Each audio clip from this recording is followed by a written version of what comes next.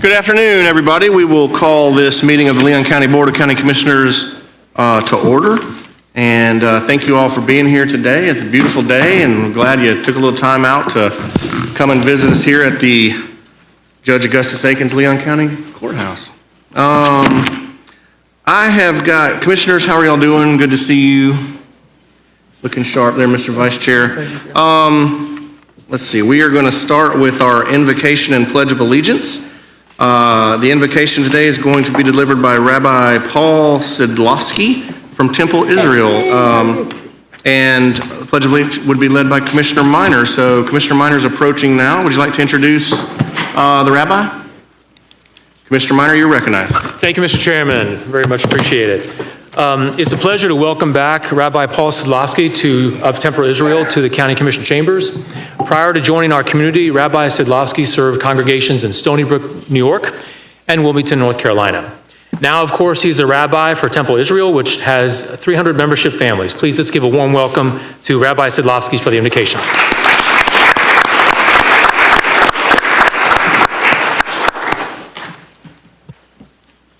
Good afternoon, everyone. First, I want to say thank you to Commissioner Minor for the invitation to deliver this invocation, and especially for the important work that you all are doing. I want to express appreciation on behalf of Temple Israel and the Leon County Jewish community for your ongoing care and support, and specifically your recognition of the role of the Holocaust Education Resource Council and the designation of Holocaust Days of Remembrance later this month. As we prepare for the business of this afternoon, let us reflect on the importance of our work so that we may be fully engaged and ready for our task. Let us be thankful for the privilege of living in an open and free society where all members are able respectfully to express their opinions, just as we respectfully consider their viewpoints. May we have the wisdom to combine respect for tradition with openness to innovation. May we be sensitive to the fact that a society is ultimately judged by how it treats those most in need.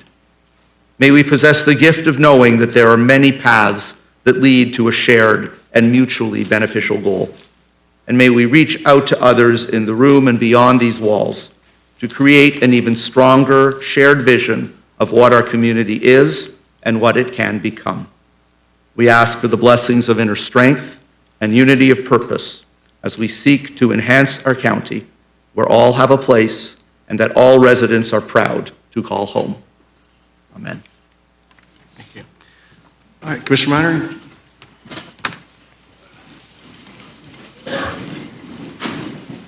I pledge allegiance to the flag of the United States of America and to the republic for which it stands, one nation, under God, indivisible, with liberty and justice for all. Thank you, Rabbi, and thank you, Commissioner Minor.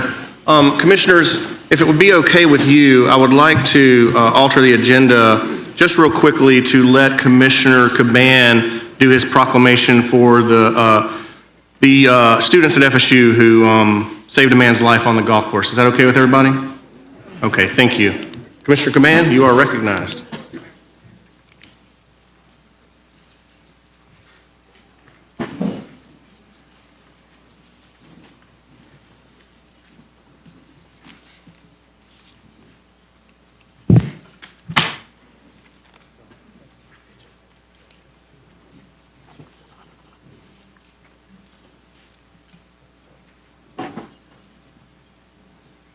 Good afternoon, everyone. Whereas on March 1st, 2025, 4 Florida State University students, Brandon Moore, Tommy Provenzano, Ty Schmidt, and Charlie France, were enjoying a round of golf at Heileman Golf Course in Tallahassee, Florida. Whereas during their game, the students were alerted of a passerby to an emergency involving fellow golfer, Mr. Todd Watkins, who had collapsed due to a heart attack. Whereas the students immediately responded by calling 911 and administering CPR, with Mr. Provenzano utilizing his prior CPR certification and experience as a lifeguard to lead the effort. Whereas the students continued their life-saving efforts for approximately 10 minutes until emergency medical services arrived and took over. Whereas medical professionals have credited the prompt and decisive actions of these students with significantly increasing Mr. Watkins' chances of survival and recovery. Whereas Mr. Watkins, who is with us here today, has since been discharged from the hospital and along with his family have expressed profound gratitude towards the students, referring to them as heroes.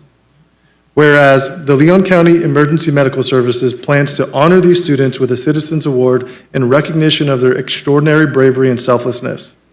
Whereas the actions of these students exemplify the highest standards of civic responsibility, compassion, and readiness to assist those in need, reflecting great credit upon themselves, their families, and Florida State University. Now therefore be it proclaimed by the Leon County Board of County Commissioners that we do hereby honor and commend Brandon Moore, Tommy Provenzano, Ty Schmidt, and Charlie France for their heroic and life-saving actions on March 1st, 2025. Their quick thinking, courage, and willingness to help a fellow citizen in distress serve as an inspiration to our community and embody the true spirit of service and humanity. Dated this 8th day of April, 2025, signed by the Board of County Commissioners and the County Administrator. Let's give them a warm round of applause.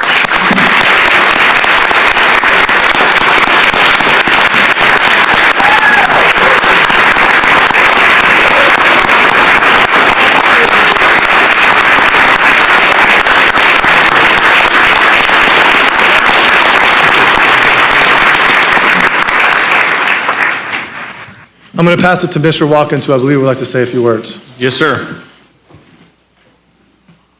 Well, I would just like to obviously say thank you to the boys. We call them the boys. And they're a great group of guys, I can tell you that already.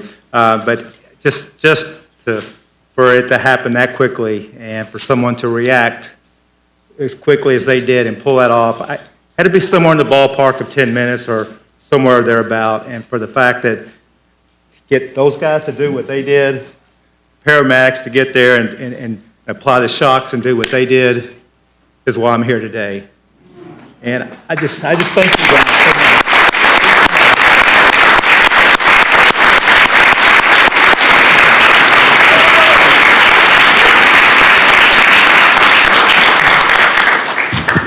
Guys, you want to say anything?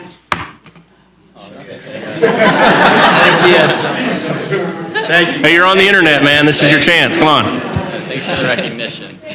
Well, thank you guys. We appreciate, your heart for service and your ability to act. And Mr. Watkins, I think we can all safely say we're glad you're here today. And we look forward to a bright future for you guys. Thank you for representing FSU, Leon County, and City of Tallahassee, and our Leon County EMS staff who, there's probably a job there for you if you want it someday. So we appreciate you guys very much. Thank you. Commissioners, anything? All right. Thank you, Commissioner Command. You guys get you a nice picture.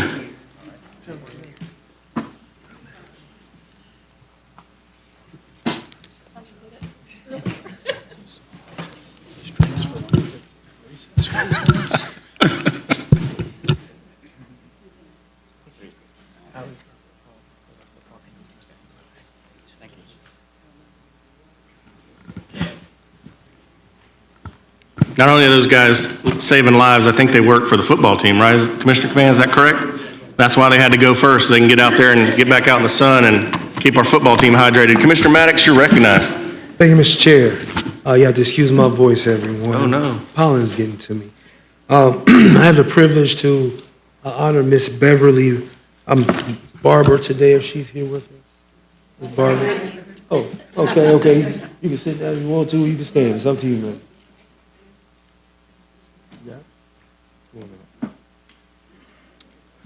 Mr. Chair, the proclamation reads, whereas Dr. Beverly Barber is a native of Chicago and a product of Detroit Public Schools, who received her Bachelor's of Arts degree in Health and Physical Education with an emphasis in dance from Wayne State University, Master's of Arts degree in Dance Education from the University of Michigan, and PhD in Humanities from Florida State University.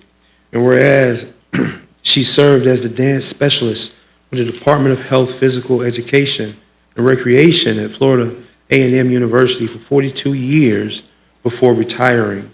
Her tenure also included serving as chair of the department from 1988 to 1992. To put that in perspective, I am 44. She served for 42 years. Whereas her imprint can be felt and seen throughout the university and community. She choreographed for the FAMU Theater Department for 35 years, the Marching 100 starting in 1963 for 3 years, and for 37 years served as the director of the FAMU Orchesis Contemporary Dance Theater, which was comprised of dancers and musicians, primarily FAMUans, but also community members who committed their time and talents for the annual concert and dance, and for many presentations throughout the Tallahassee community, state of Florida, and the Southeast. And whereas Dr. Barber worked for a number of years with the national organization, the Humanities Unit of the American Dance Festival, in its project to share information on the contributions of Black Americans to dance in this country. She has served on the boards for the African Caribbean Dance Theater, Florida State University Friends of Dance, and the Harambe Arts and Cultural Heritage Council, and is one of the founding members of the Harambe Arts and Cultural Heritage Festival. And whereas Dr. Barber currently serves as the Delta Kappa Omega Foundation and SHISHA boards, she is a Pearl member of the Alpha Kappa Alpha Sorority Incorporated with 65 through 74 years, with years of service of 65 through 74 years of membership. And whereas Dr. Barber has garnered many accolades and awards that acknowledge her work at the university and in the Tallahassee community, her legacy of leadership and contribution have extended beyond the dance community, impacting local and global cultural conversations, education, and community building efforts. Now therefore be it proclaimed by the Leon County Board of County Commissioners that we do hereby recognize Dr. Beverly A. Barber. This is signed by the chair, attested to by the county administrator, and as well as the rest, signed by the rest of the commission. Congratulations, Mayor.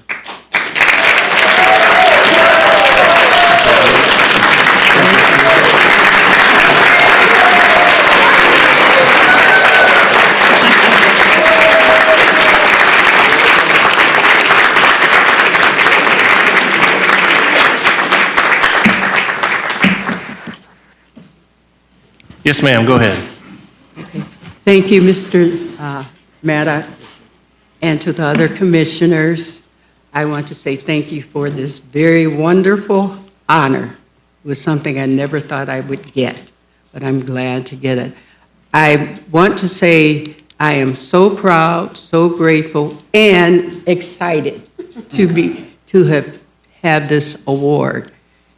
I also want to thank my family members who are no longer here, but who helped me along the way, my colleagues at Florida A&M University and colleagues at Florida State University, and my very special friends who helped me and supported me through the years to get me here. So I thank you all. And thank you once again for the proclamation.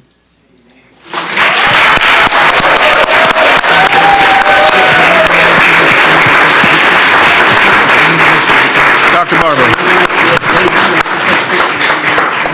Commissioner Proctor, you recognize. Mr. Chairman, I thank you very much. And Commissioner Proctor. Thank you, Mr. Chairman, Commissioners, Commissioner Maddox. I don't want Commissioner Maddox to hog all the picture taking with all those queens down there. And look at him, he don't know how to act. And I want to get a picture with Dr. Barber. Nick, don't hog it all. You better go.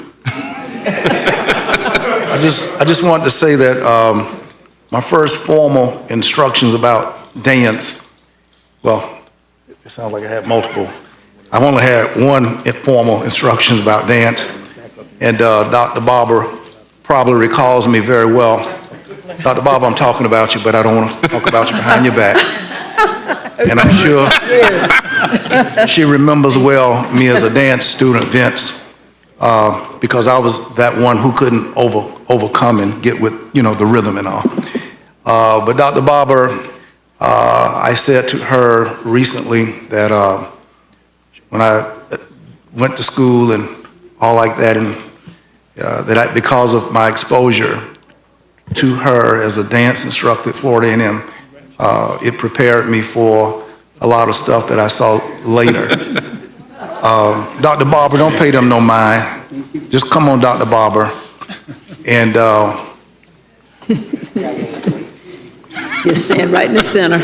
Yeah, you good, right there. I'm coming down. I'm coming down. Commissioner, can I say something? Yes, ma'am. I think we're going to stand and take a picture. Oh, okay. Commissioner Cummings, and then you can say something. Oh, okay. I was trying to let, interest of time. They need to come around.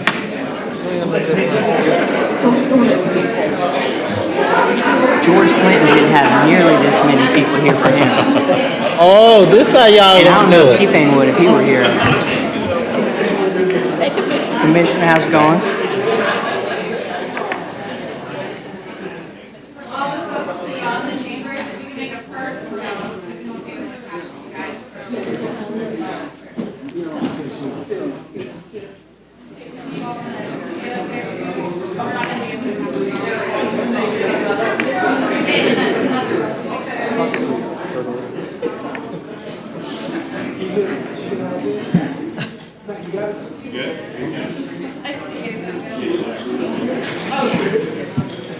Everyone make their way this way. Sorry. Looking up at this camera.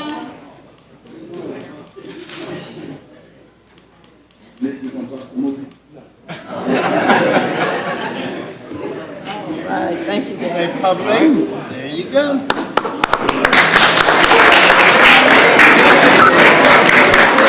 Thank you. Commissioner Cummings, you're recognized.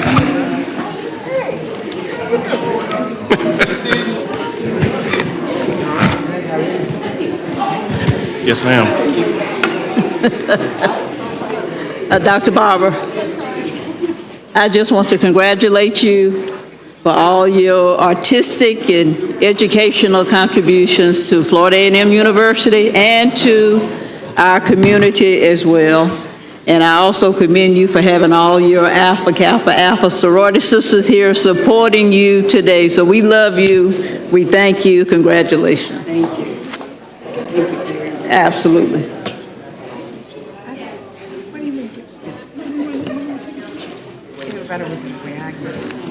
Mr. Chairman, before I was so interrupted, I'm glad that Commissioner Diane Williams-Cox is here this afternoon. She needed to understand some things about the Bethel AME Church choir, not choir, but the Bethel AME Church liturgical dancers. And Brother Darrell Jones can attest to the reason why Bethel AME Church has the city's, North Florida's top liturgical dance is because of Dr. Barber's influence. And we still got that going on. I just want the commissioner to understand.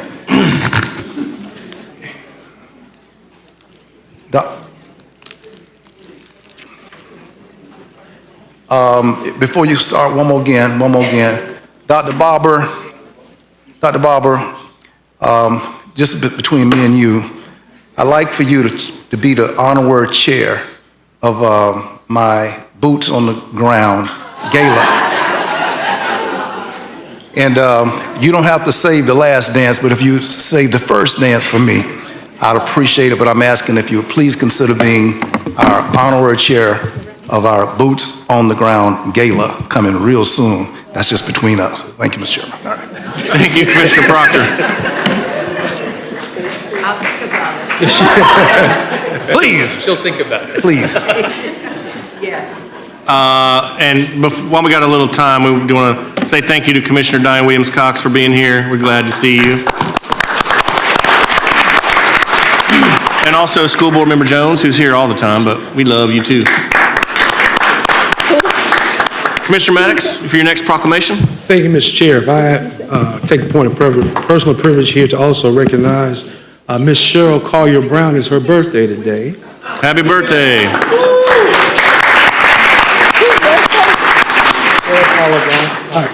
Mr. Terrence Barber.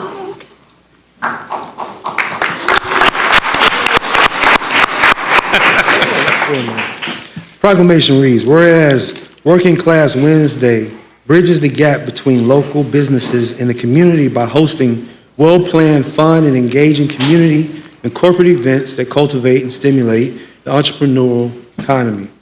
And whereas the first networking events started December 2016, derived from a need to develop a sustainable platform to help small minority-owned businesses. And whereas the innovative concept of Working Class Wednesday, the ultimate networking experience, had now made its reach into Escambia County, Pensacola, Florida, in a partnership with the Gulf Coast Minority Chamber. And whereas Terrence Barber is commended for establishing a community-driven environment that encourages collaboration, learning, and opportunities for everyone who attended the Working Class Wednesday events. And whereas Terrence Barber's commitment to enriching the lives of others through continuous support and opportunity exemplifies leadership, compassion, and a deep understanding of the power of a strong relationship between business and the community by creating a bridge where aspiring professionals can meet established industry leaders. Now therefore be it proclaimed by the Leon County Board of County Commissioners that we do hereby recognize the ninth anniversary of Working Class Wednesday and its founder, Terrence Barber, for his unwavering commitment to helping individuals thrive by providing consistent opportunities for networking, learning, and growth each week. This is signed by the chair, attested to by the county administrator, and signed by the rest of the commission. Congratulations.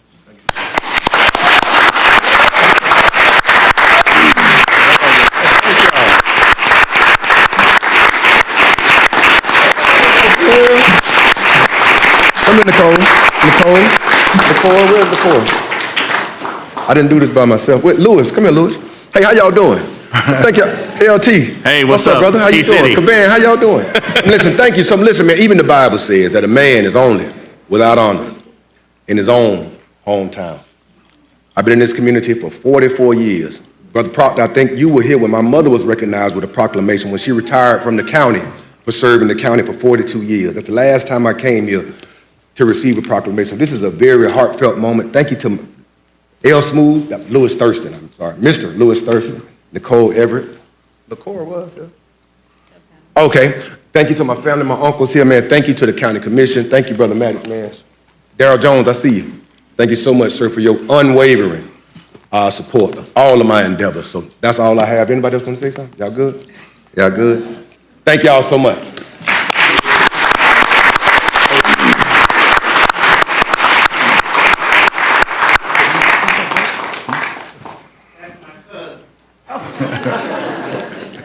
Lord.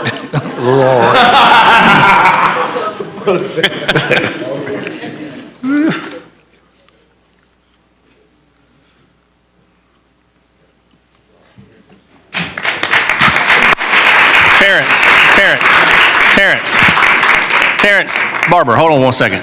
I'm going to take a point of personal privilege, Commissioner Minor, and just say something real quick that I think really captures the kind of spirit you have, okay? Terrence is my Leadership Tallahassee Class 36 classmate. Yes, sir. And he and I were rooming together on the last night of the LT closing retreat out at the Wakulla Golf Club, which, you know, we don't really fit in at the Wakulla Golf Club, but Terrence and I were in a room together, and by that time I was running for the county commission my first time, and Terrence was very encouraging to me. You know, he believed in me. He's like, man, you can do this, and I think that's really what Working Class Wednesday is about, and I think that's what your mission is, Terrence, in this community, is encouraging people and letting them know that they need to believe in themselves. And so I'm glad you're getting your flowers, man. My LT brother forever.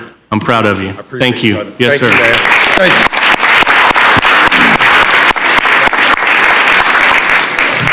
Commissioner Minor, you're recognized. Thank you, Mr. Chairman.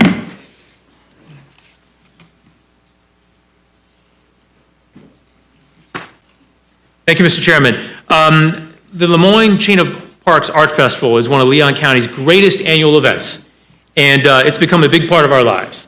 In fact, if you look through my iPhone's camera roll, going back the past 15 years or so, you'll see photos of my family at each Chain of Parks Art Festival, growing every year. My daughters start out as babies, then become toddlers, and now they're young ladies, enjoying the festival's art, food, and the sense of community.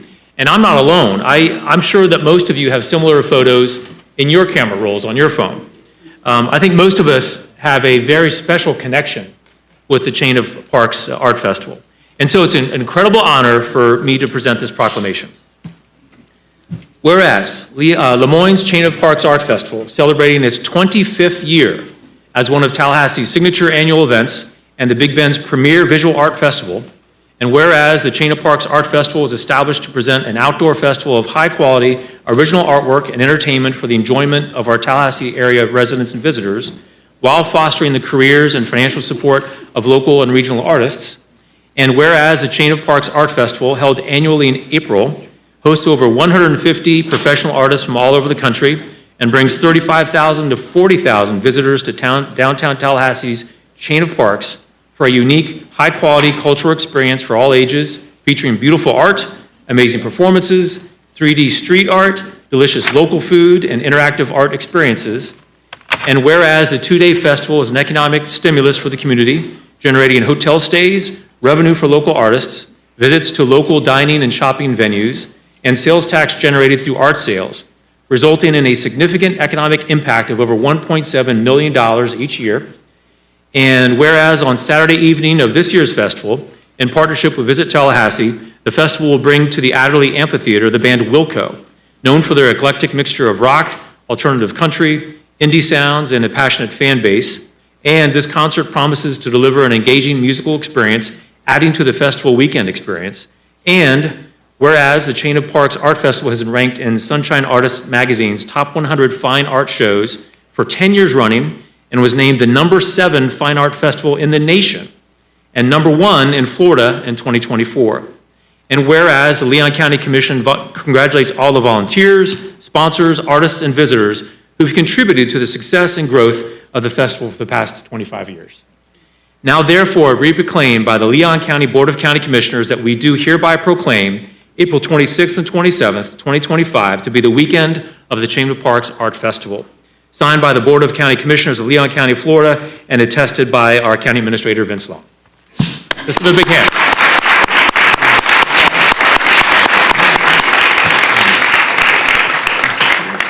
Thank you, Commissioner Minor, for making this happen for us. We're very proud of this proclamation, and we're very proud of the 25 years of putting this awesome festival together.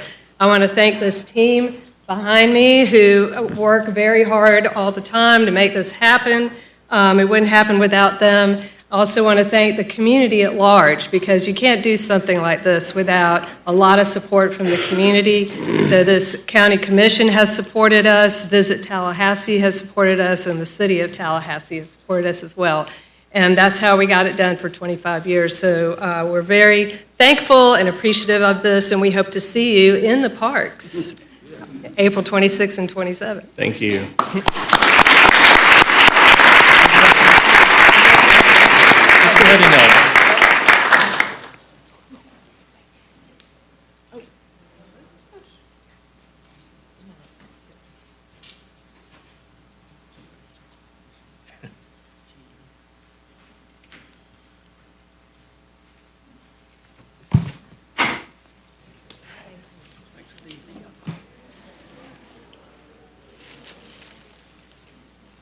All right, Commissioner Minor, you're recognized for Yes. your proclamation. Thank you, Mr. Chairman. I really appreciate it. Is Barbara Goldstein?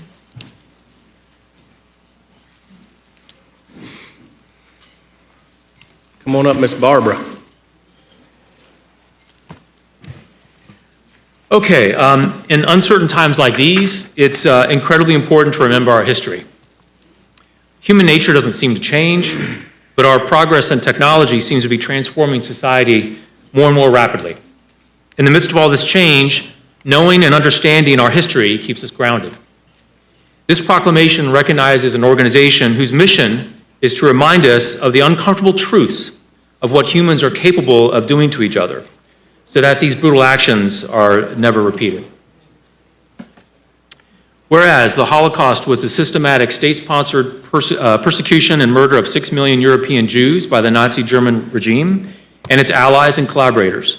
The Holocaust was an evolving process that took place throughout Europe between 1933 and 1945. And whereas we also commemorate other victims of the Nazi regime, including political opponents, people with disabilities, gays, Roma and Sinti, Slavs, Jehovah's Witnesses, prisoners of war, and all others who have suffered grievous oppression and death under Nazi tyranny. And whereas in 2005, the Holocaust Education Resource Council, HERC, was established to build hope and confront all hate, including anti-Semitism, by providing instructional guidance, support, and resources for educators who teach the history of the Holocaust and other programs for the community at large. And whereas for the past 20 years, HERC has planned teacher training workshops annually and provided resources to schools and education for students. And whereas in 2025, we commemorate the 80th anniversary of the liberation of the German Nazi concentration and extermination camp Auschwitz, and whereas the history of the Holocaust offers an opportunity to reflect on the moral responsibilities of individuals, societies, and governments, and whereas Holocaust Remembrance Day provides citizens with a valuable opportunity to remember the victims of the Holocaust, as well as to reflect on the need to respect all peoples.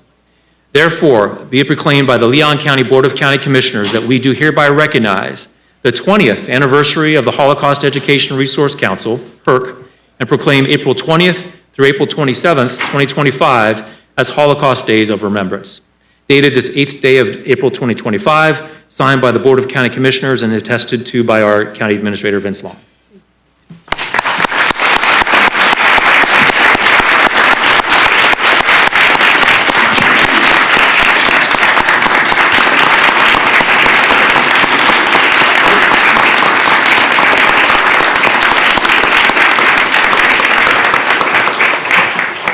Thank you, Commissioner Minor, and everybody else here. I just want to say that we have to continuing education. That's the most important thing for everybody.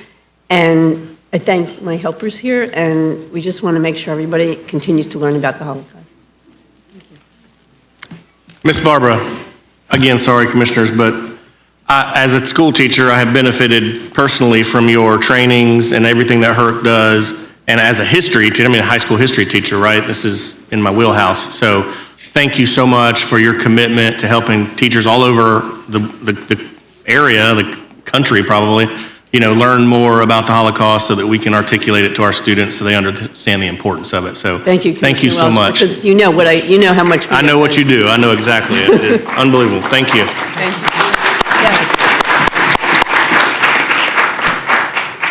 you. Don't forget your picture.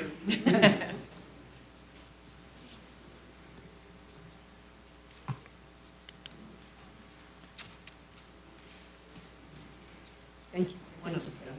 Yeah, right. Thank you all. Mr. Chairman, thank you, sir. Appreciate it. Thank you, Commissioner Minor.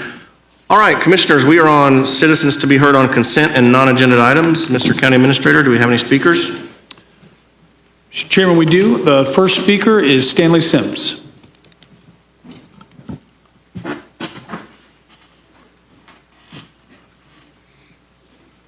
Stanley Sims, 1320 Avondale Way.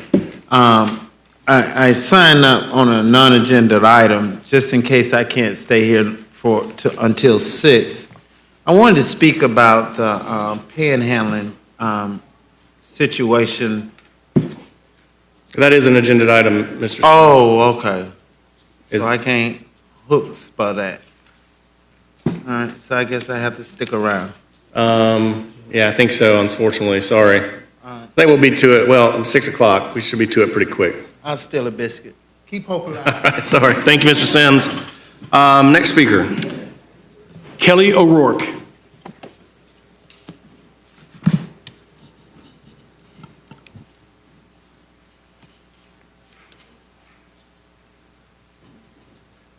Hi, Commissioners. I'm with the Domestic Violence Coordinating Council. This is my card right here. And I just want to say, first of all, the Domestic Violence Council wants to thank all of you for your ongoing support over the years, for all the work we do, especially in our work with prevention with teens in trying to eradicate domestic violence ahead of time. Fortunately, our board was lucky enough to meet individually with most of you and to discuss in more detail some of the work we've been doing over the years and some of the projects that we're working on, particularly the prevention efforts. So the board all wanted me to thank you also for the positive comments and support that you sent back with them. I was here at the last meeting when all of our agenda and requests was in your packet, and through a little procedural misunderstanding, we didn't stand up and speak to you. So I just wanted to say briefly that we would like you to consider a bit of an increase if you can, simply for cost of living increases that we have coming up. And we are going to rescind the request in that budget amount, the $5,200 for the social media person. I understand this is a really tight and unusually chaotic year for budgeting, so we will rescind that amount, and we'll just keep on plugging away with our college interns and some of us trying to figure out social media as it goes. But we would still like to please request the remaining amount of $10,000 or $9,999, if that sounds better, for just, again, the cost of increases of the materials that we need. Things have just doubled. We talked to you about that in individual meetings. T-shirts that were $5 are now $9. Pizzas that were $5 are now $11. And so it's just simply a matter of just a little bit of an increase so we can keep doing what we're doing to prevent domestic violence, elder abuse, and teen dating abuse in the community. Thanks. Thank you, Ms. O'Rourke. Next speaker. That concludes your speakers, Mr. Chairman. All right, commissioners, we are on consent. Do we want to just... Mr. Chairman, I move consent. All right, we got a motion. Is there a second? I'll second, Mr. Chair. All right, we've got a motion and a second on consent. Do we do discussion on consent? I guess we can, huh? Is there any discussion on consent? All right, seeing none, all those in favor signify by saying aye. Aye. Aye. All opposed, passes unanimously. Thank you, commissioners. We are now very quickly on to our general business agenda. Is that correct? It is. Sorry, Mr. County Administrator. That's okay. That was your cue. Okay, thank you. Thank you, Mr. Chairman. Commissioners, item number 13 is an update on recent enhancements and ongoing improvements to the county's competitive solicitation process. This item was requested by the board, and covers a number of improvements that we've made to make to ensure that we get the most responsive bids and the most competition in procuring goods and services. As you know, commissioners, we continuously seek opportunities to review and enhance county programs and services, and this is certainly one of those. The item describes in great detail enhancements that have been made to the competitive solicitation process and the board's adoption of revisions to the purchasing policy just a few months ago upon an analysis of every county solicitation over the past 2 years to measure the number of bids that were deemed responsive versus non-responsive. Commissioners, again, just in summary, the analysis found the county's non-responsive rate is considerably less than national averages, according to the National Association of Procurement Professionals. That being said, our team still found opportunities to continue to streamline the process for prospective bidders by changing how we capture some of the information and reducing the overall number of forms that must be submitted to the county. Again, we're happy to talk about any of this, commissioners, but again, I think the item just reflects our continued efforts. And again, the board's most recent direction just provided yet another opportunity for us to do that, and we've done that here. So with that, commissioners, I have no speakers on this item. We're recommending option 1. Happy to answer any questions you might have. Commissioners, before we jump into that, for the clerk's office, note that last vote was 6-0, and Commissioner Maddox was out of the... I'm not on my best game today, guys. I apologize. Commissioner Proctor, you're in the queue. Thank you, Mr. Chairman. Commissioners, just real quickly, I'm appreciative, sincerely delighted to see the MWSBE portion that's added on pages 5 and 6. And I'm also extremely delighted to see the equal opportunity and affirmative action statement that's still a part of our process. Thank you very much. Thank you, Commissioner Proctor. Would somebody, Commissioner Mr. Cummings, Chair, would like to make... There you I go. move option 1. All right, we've got a motion, a second from Commissioner O'Keefe, and Commissioner Cummings, we're in discussion. Did you want to... No, I just want to thank staff and the county administrator for the analysis. And to me, 13% non-responsive, that's primarily minor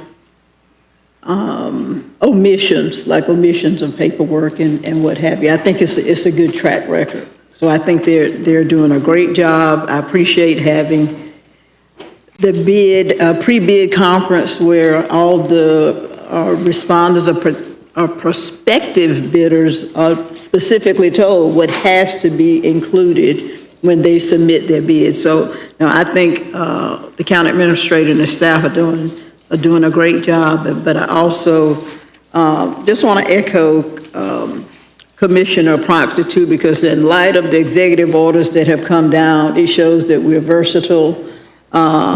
We are not trying to we're not trying to circumvent any of the executive orders, but we certainly have the ability and we have the staff to do what we need to do to say, okay, we're not making this specific requirement, but you need to affirm that you recognize federal law, you recognize state law, and that you will adhere to that during your administration of the contract if you are awarded the bid. So I appreciate that versatility and flexibility, and I think as a county, we're still able to, affirm our principles and practices of equal opportunity in compliance with federal law and state law that requires no discrimination based on age, race, sex, and any of the other prohibited categories. So just thank you very much for that. Thank you, Commissioner Cummings. Commissioner Maddox. Mr. Chairperson, first, if I could you put me in consent for? Yes, sir. Please show Commissioner Maddox. I think this is a good update by staff. It provides a thorough explanation of why forms are a part of the process. Also reduces the number of forms to be signed and notarized, which I think helps out a lot in some cases. 4 forms have been adopted to digital confirmation. There are some questions there, but all in all, I think this looks really good. For solicitation of MWBE goals, mandatory pre-bid meetings are required for at least 2 weeks. I think that's a good thing.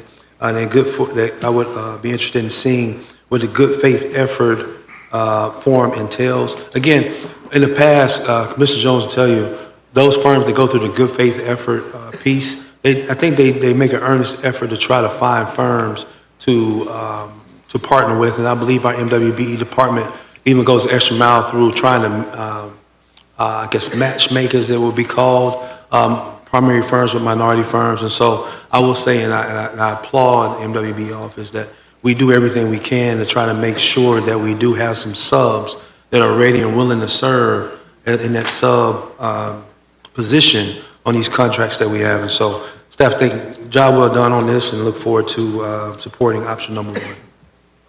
All right. Thank you, Commissioner Maddox. I'd like to echo that. I think in a perfect world, we'd have no percentage of people that fail to respond, but that's not the way the world works, right? So as is usual, our staff goes above and beyond what is normal in helping folks help themselves in regards to our process. So, all right, seeing no other discussion, all those in favor signify by saying aye. Aye. All opposed, nay. And the motion was by Commissioner Cummings, second by Commissioner O'Keefe. All right. Thank you, Commissioners. We are now on item 14. Mr. County Administrator. Thank you, Mr. Chairman. Commissioners, item number 14 presents an overview of recent state legislation authorizing local governments to implement automated speed detection and enforcement programs within school zones, and seeks your consideration, Commissioners, on our next steps. This item, of course, is consistent with the board's priority on addressing pedestrian safety. Admittedly, it's one tool of lots of tools for the board's consideration. And again, we'll take whatever direction you have for us today. Again, we explained in the item in the analysis kind of how these systems work. The item has no fiscal impact to the county. However, should the board proceed with implementing the program by an ordinance, that preliminary estimates of the program would generate about $275,000 in annual collections from speeding violations, with about 60% being retained by the county to fund the program and other public safety initiatives. The remaining 40 is distributed in accordance with Florida statutes as described in the analysis. There'd still be a lot of work to be done in working with the clerk's office and the state attorney, or rather the LCSO in Leon County Schools. And of course, if it's the board's direction, we would issue an RFP to select a vendor to administer the program. As you may be aware, this program was recently implemented for school zones. I guess I should say that the city's in the process of implementation for school zones within the city limits. And this program would operate similarly, again, pursuant to the authorizing statutes. With that, Commissioners, we're recommending option 1. We're happy to answer any questions you might have. And again, we're recommending option 1. I probably should have said that this was an opportunity identified and approved in the board as a strategic priority for board's consideration. So with that, Commissioners, we have no speakers on this item and happy to answer any questions you might have. Move option 1. Okay, we got a motion from Commissioner O'Keefe and a second from Commissioner Maddox. Commissioner O'Keefe, you are in the queue, then Commissioner Maddox, then Commissioner Proctor. Thank you, Mr. Chair. Today we're talking about something very basic. We're talking about keeping kids safe, and we're talking about a program that addresses speeding of over 10 miles per hour over a school zone speed limit. We know every day that kids in Leon County walk, bike, or get dropped off nearby school, and every day we see drivers speeding through school zones, even with signs and flashing lights. It's dangerous, and this is one of many things we can do about it. Speed cameras near schools are tools that have worked elsewhere. They've seen a big difference in other cities, in some areas, reducing speeding 60 to 80%. That means fewer crashes and fewer injuries, especially for kids. We're not doing this without catching people or collecting fines. We're getting drivers to slow down in places where kids are likely to cross the street. We know our law enforcement officers have their hands full and they do a great job. They can't be everywhere. And by using these cameras in school zones only, and only when school is in session, we're able to address the enforcement to try to decrease speeding without taking up additional law enforcement time. We can do this in a way that builds trust. We're going to put up clear signs. We're going to have a warning period before fines start. And any money collected, I believe, is going right back into pedestrian safety and safety around schools. Put it simply, this is common sense. It's about doing everything we can to prevent the worst from happening. Let's do this straightforward program and keep our kids safe. Thank you, Commissioner O'Keefe. Commissioner Maddox. Thank you, Mr. Chair. Just briefly, I have heard that there may have been some concerns as far as due process is concerned here. I think option 1 gives us the ability to continue to go down this road that we're going down to explore draft ordinance, do RFP, but also kind of keep an eye of what's going on with other folks and their ordinances. And when it comes back, if we choose to move in a different direction, we can, but I think this is the right way to go right now. And I agree with every comment that Commissioner O'Keefe made and look forward to supporting option number 1. Thank you, sir. Thank you, Commissioner Maddox. Commissioner Proctor, you recognize. Mr. Chairman, I'm satisfied that these speed devices of detection would be stationary. And sometimes with moving, flexible stuff, it can be a little miscalibrated. But with the stationary speed devices, I feel a lot more comfortable about those.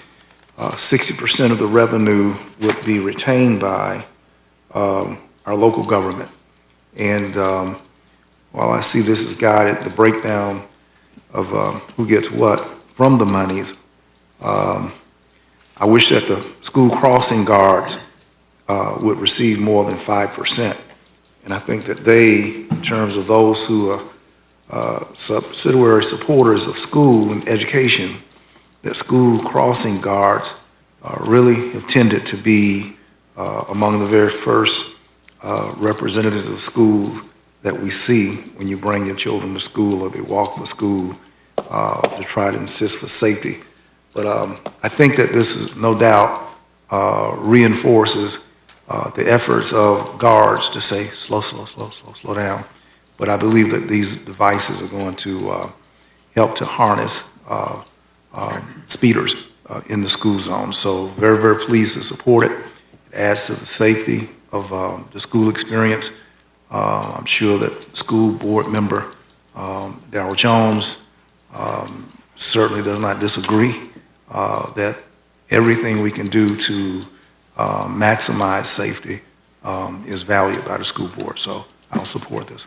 Thank you, Commissioner Proctor. Commissioner Cummings. Thank you, Mr. Chair. I certainly support option number one for the reasons that have been stated, because after all, we are looking at enhancing the safety of our children and our parents and staff at the schools. But in addition to the fact that this will pay for itself, I'm also encouraged because there was a study that was done, and I know the county attorney has indicated to us many times, in certain areas, we need to have studies to support ordinances in certain areas.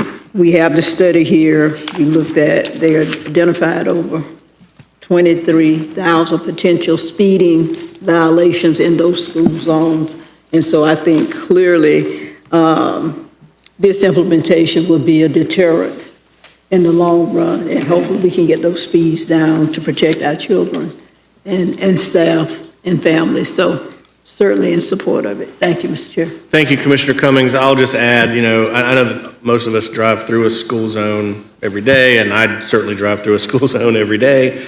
And we worked hard to get a school zone designation in front of Childs High School a couple years ago, and that's a 4-lane road. People cruising through there pretty hot, and it's had a huge impact on slowing folks down. We've had no major traffic accidents in front of Childs High School in the time since that's happened.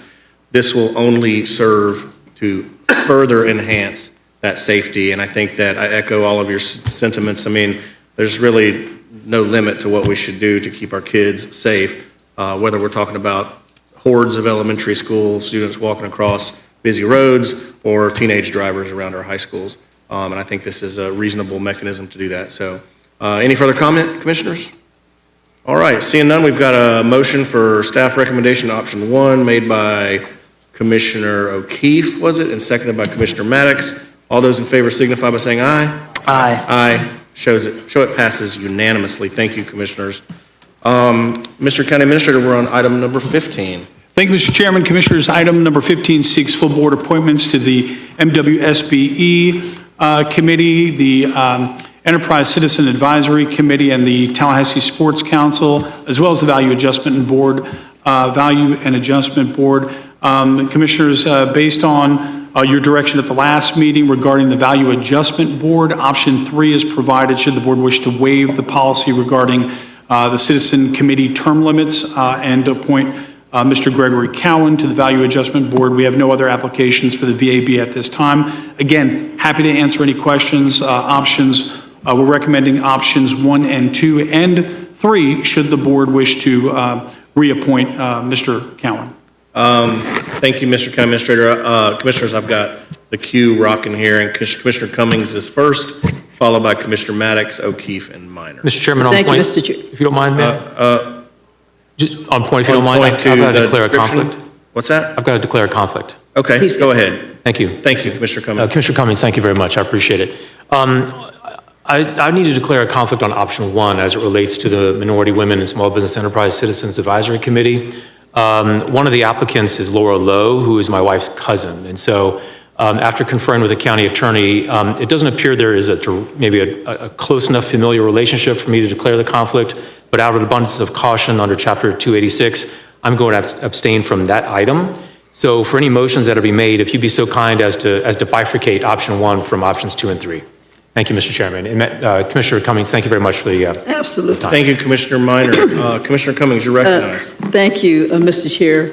I move option 1 for 2 appointments to MWSBE Citizens Advisory Board, specifically the reappointment of Mr. Eddie Gonzalez Lamette and the appointment of Ms. Rashay Greenlee. Second. Okay, we've got a motion and a second for option 1, excluding Commissioner Minor, who has recused himself. Any discussion? Well, I've got Commissioner Maddox, O'Keefe, and Minor. Commissioner Maddox, you're recognized.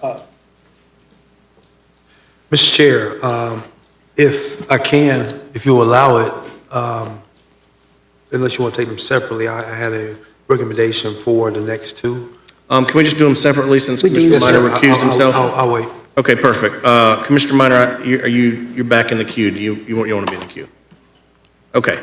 All right, we've got a motion for option one for staff recommendations excluding Commissioner Minor. All those in favor signify by saying aye. Aye. Aye. All opposed, passes unanimously. We're now back in discussion on the items. Commissioner Maddox, did you want to? Thank you, Mr. Chair. I am the board's appointment to the Tallahassee Sports Council. Being such, I will make a recommendation in the motion for Brittany Christie for the Tallahassee Sports Council. And also being the chair and board, and one of the board appointees to the Value Adjustment Board, I will tell you that Mr. Cowan has served with honor and been a regular at our meetings. I don't think he's missed a meeting. And so, with that being said, Madam Attorney, I don't know what the order is here for us to waive the rules to allow him to be reappointed, or do we just make the motion? What's the order of that? Option 3 contemplates the waiver of the policy Okay. as part of the reappointment. I think we can just do 2 and 3. So option 3 includes that. On point to that, though, Mr. Chair. Yes, sir. Madam Attorney, on option 3, does it waive it indefinitely or waive it for another term? It would waive it for the appointment for this term. Any further future board waiver would require another vote. Okay, all right. I make the motion for options 2 and 3, with Brittany Christie being the appointee to the Tallahassee Sports Council. Thank you. Okay, we've got a motion from our appointee to the Sports Council, Commissioner Maddox. Commissioner, do we have a second? Second. Second from Commissioner, or Vice Chair Caban. Commissioner O'Keefe, you're in the queue.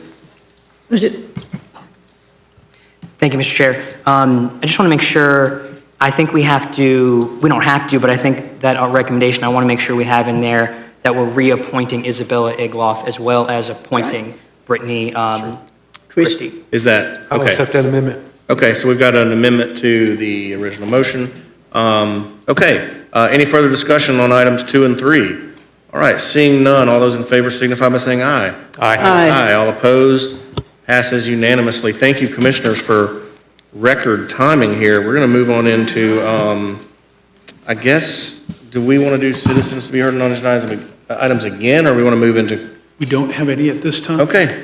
So commissioners, we've got 2 hours until our public hearing, so we're going to go ahead and do our comment discussion items, if that's okay with you. This is miraculous. Madam County Attorney, do you have anything for us? No, Mr. Chairman, I have nothing for the board. Thank you. Thank you. Mr. County Administrator. It sounds like I have some time. Yeah, don't take You too want me to- much. Okay, well then, forget it. Mr. Chairman, Commissioners, just a very quick recap on yesterday. As the board knows, we know that storm fatigue is a real thing, and certainly we get more than our fair share. But as the board will recall, yesterday Leon County experienced one confirmed tornado and one likely to be confirmed tornado. And I just want to hit the very, very high points of this, Commissioners, again, just for the public and to sort of wrap up the communications that we have between staff and the board on this. So the two, one was an EF0 classification in southwest Leon County in the Fort Braden area. The other likely tornado is in the northeast near Deer Lake Middle School. There was initially no damage reported in Fort Braden. However, our damage assessment teams are still doing some work, and we may have one roof damage report. And however, 5 structures were damaged near Deer Lake Middle School, again, and relatively minor damage. Commissioners, as you'll recall, the National Weather Service issued a tornado watch about 10:22 a.m. with a swift escalation from what was initially forecast as a rain event. So again, these things can escalate very, very quickly. The storm cell moved through the county, and the National Weather Service issued 3 tornado warnings at 11:30, 11:51, and 12:15. Each warning triggered a wireless emergency alert that the county issued, and before noon, minutes after rotation was first detected in the atmosphere. The tornado watch was lifted at about 2:25 p.m., Commissioners, so this was a quick-moving cell. Again, just some kudos. Leon County Emergency Management coordinated with the American Red Cross, who were quickly able to reach all affected homes due to the storm's localized northeast impact. County Public Works was able to quickly respond in the northeast, clearing 5 neighborhood roads and assisting first responders. 3 county damage assessment teams were immediately deployed following the storms. The emergency portal, of course, was activated, and CMR continue to provide public updates. Again, no injuries have been reported. It's the best news, and I wanted to take, again, a moment to sincerely thank Public Works for their rapid response. Also to all the men and women in Leon County government who responded to the emergency, from EMS to emergency management and teams in between. And of course, commissioners, thank you for your continued support, and to the chairman for your accessibility, and our District 2 Commissioner, Commissioner Caban, for your accessibility throughout this event. And with that, commissioners, that concludes my report. Thank you. Thank you, Mr. County Administrator. All right, commissioners, we're on discussion items. Commissioner Proctor? Nope, I'm sorry. Mr. Chairman, I understand that, Hold on, I'm sorry, 1 second. Mr. Vice Chair? Okay. Yeah, Mr. Vice Chair is going to talk about that. Mr. County Administrator, I just want to say thank you for the rapid response in response to the weather event yesterday. And I noticed that there was a specific highlight in regards to our mobile homes, and we greatly appreciate that, so thank you very much. Thank you, Mr. Vice Chair. Commissioner Proctor, we're in discussion time, and you're up. Mr. Chairman, I know you'd asked for citizens to be heard again, and I think that there is a citizen here who's en route. Rachel just shared with me that he's en route, and I know that it's unprecedented, except for when I was chairman, that we would be ending at 4 o'clock. So I think he's just totally startled that we would be through. But anyway, Mr. Ballas is his name, and whenever he comes in, I ask in the interest of, we've moved so quickly. Commissioners, I want to thank you, Rachel, I want to state to our librarian that today is National Library Workers, is that right, Day? All across America, we're recognizing librarians, and certainly here at Leon County, we know that we have among counties the very best of librarians. So we say congratulations to our librarians, their staff, outstanding job, and what an exciting role.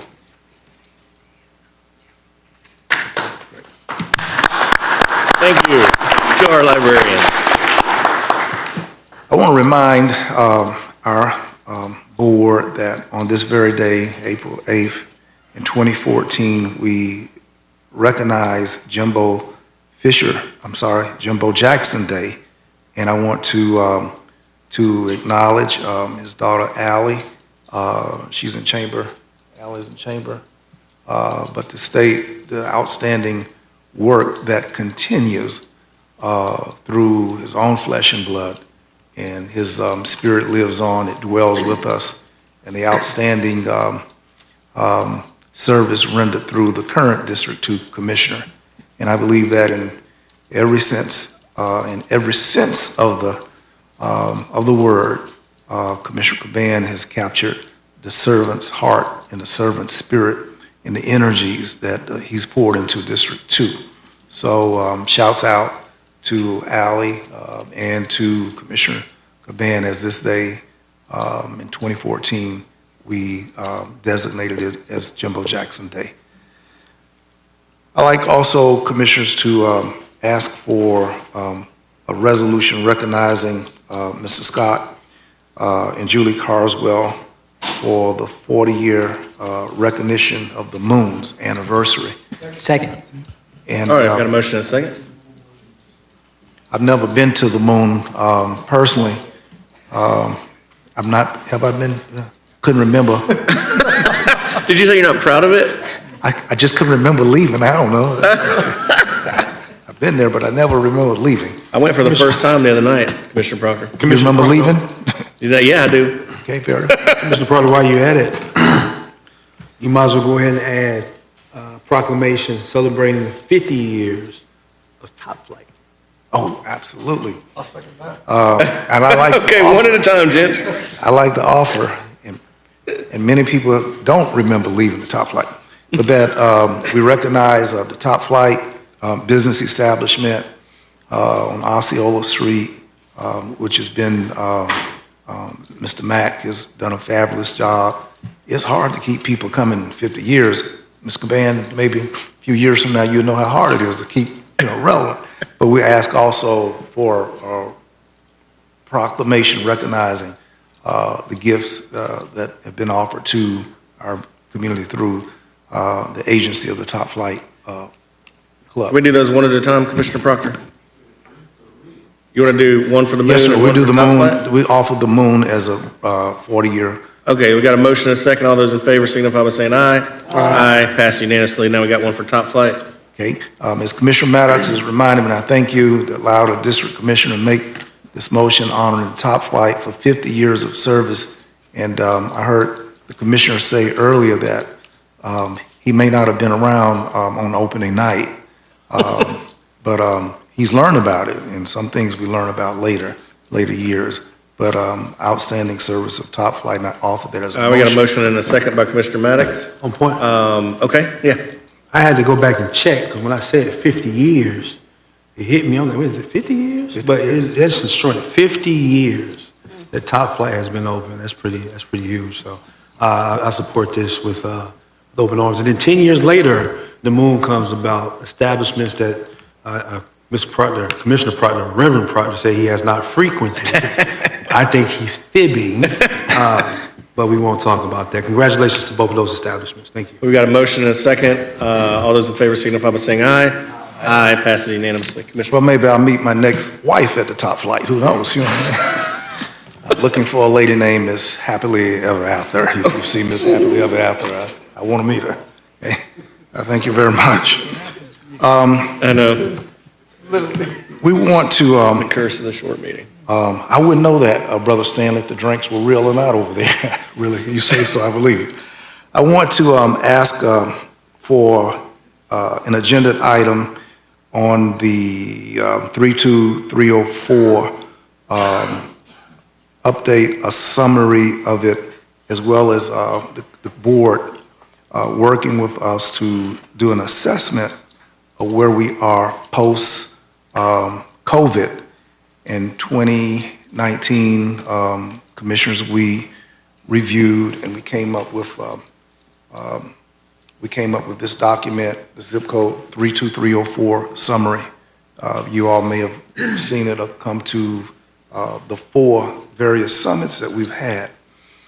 And our work was progressing well. Rachel's leadership efforts and others.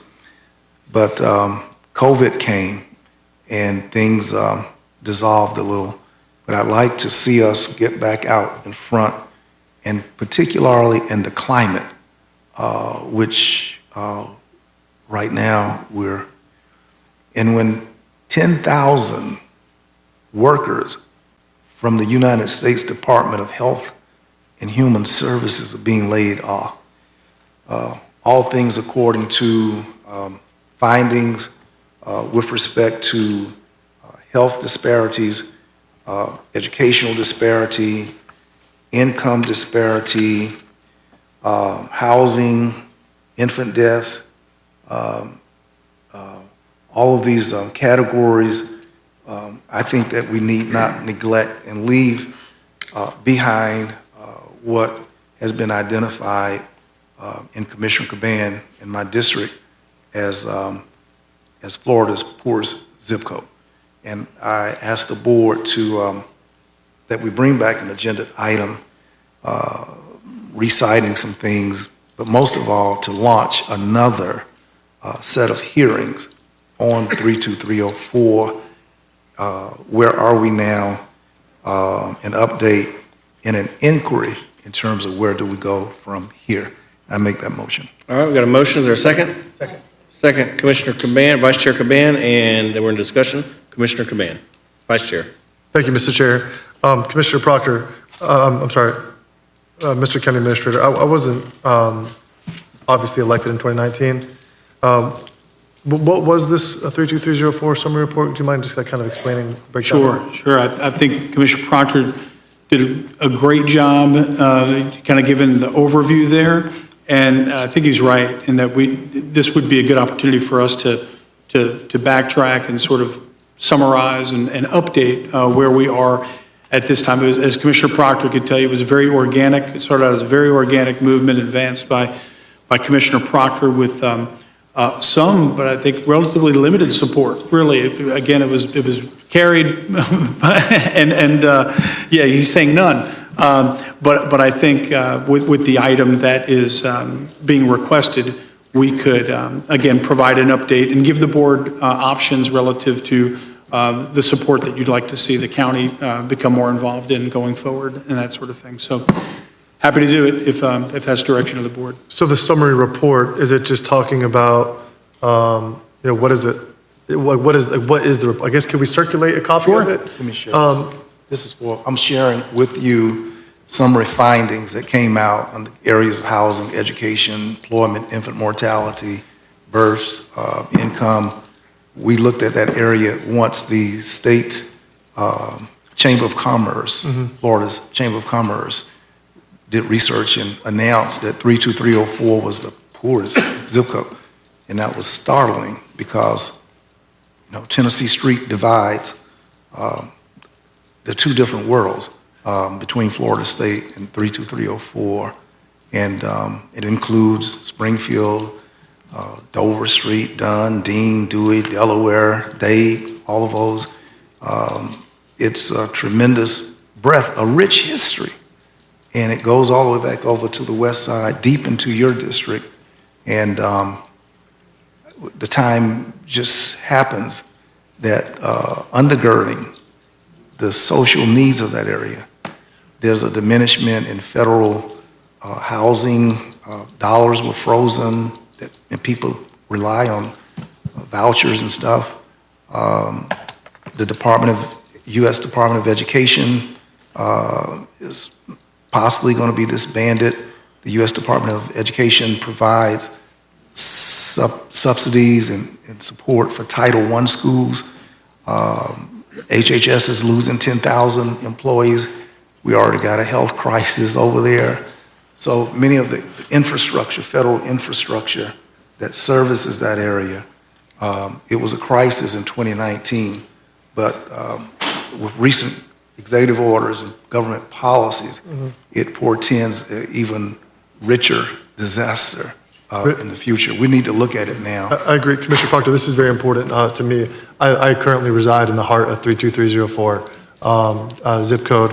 One thing I would like to ask, if you would amend your motion to specifically include in the summary report a comparison of local government investment in the 32304 zip code compared to other zip codes in Leon County.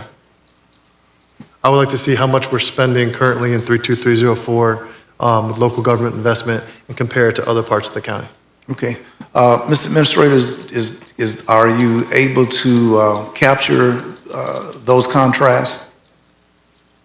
Yes, we are. And Shinkton reminded me that there was some board action taken after the last 32304 report was delivered. We brought an agenda item forward, got some additional direction, and we're able to accomplish some other things, all of which we'll bring back to the board, including whatever else is amended into this motion. Happy to do so. Okay, that's absolutely, I'm comfortable. Okay, so accepts the amendment? You still? Yep. Okay. Commissioner Maddox.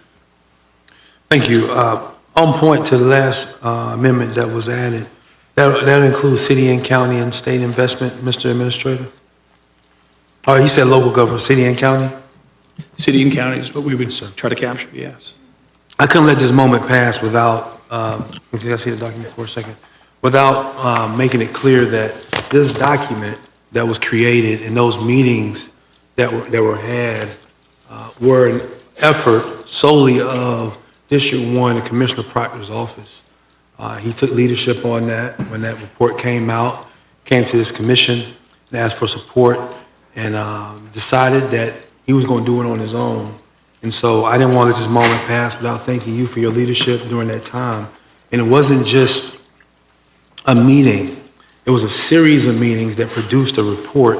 And if you look at that report, it's pretty well written and there's a lot of detail to it. So Commissioner Proctor, thank you for continuing to lead the torch on this and lead in this way. But thank you for starting it off. Most people think that, when we call these kind of town hall meetings or we have these series of meetings that it's all about, political gain and being seen. But what I can tell you is that in those meetings that Commissioner Proctor had, work was done and a product was produced that we could do something with. And so I wanted to thank Commissioner Proctor for his leadership on it. Thank you, Mr. Chair. Yes, sir. All right. Commissioner Proctor, we've got a motion and a second on your request. Any further discussion? Seeing none, all those in favor signify by saying aye. Aye. Passes unanimously. Thank you. Commissioner Proctor, back to you. Thank you, Mr. Chairman. My final request, Commissioners, thanking you. You probably are as concerned as the directions, the movement, the fears that are being expressed among family, neighbors, friends across our community. And not just of the physical type, which the administrator gave us a report about tornadic encounters that we've had. And we're having serious encounters from a weather perspective.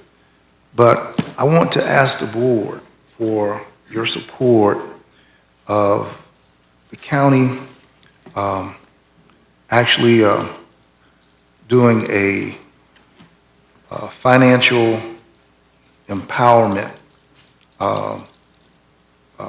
series of workshops for our community, perhaps to be conducted through our library.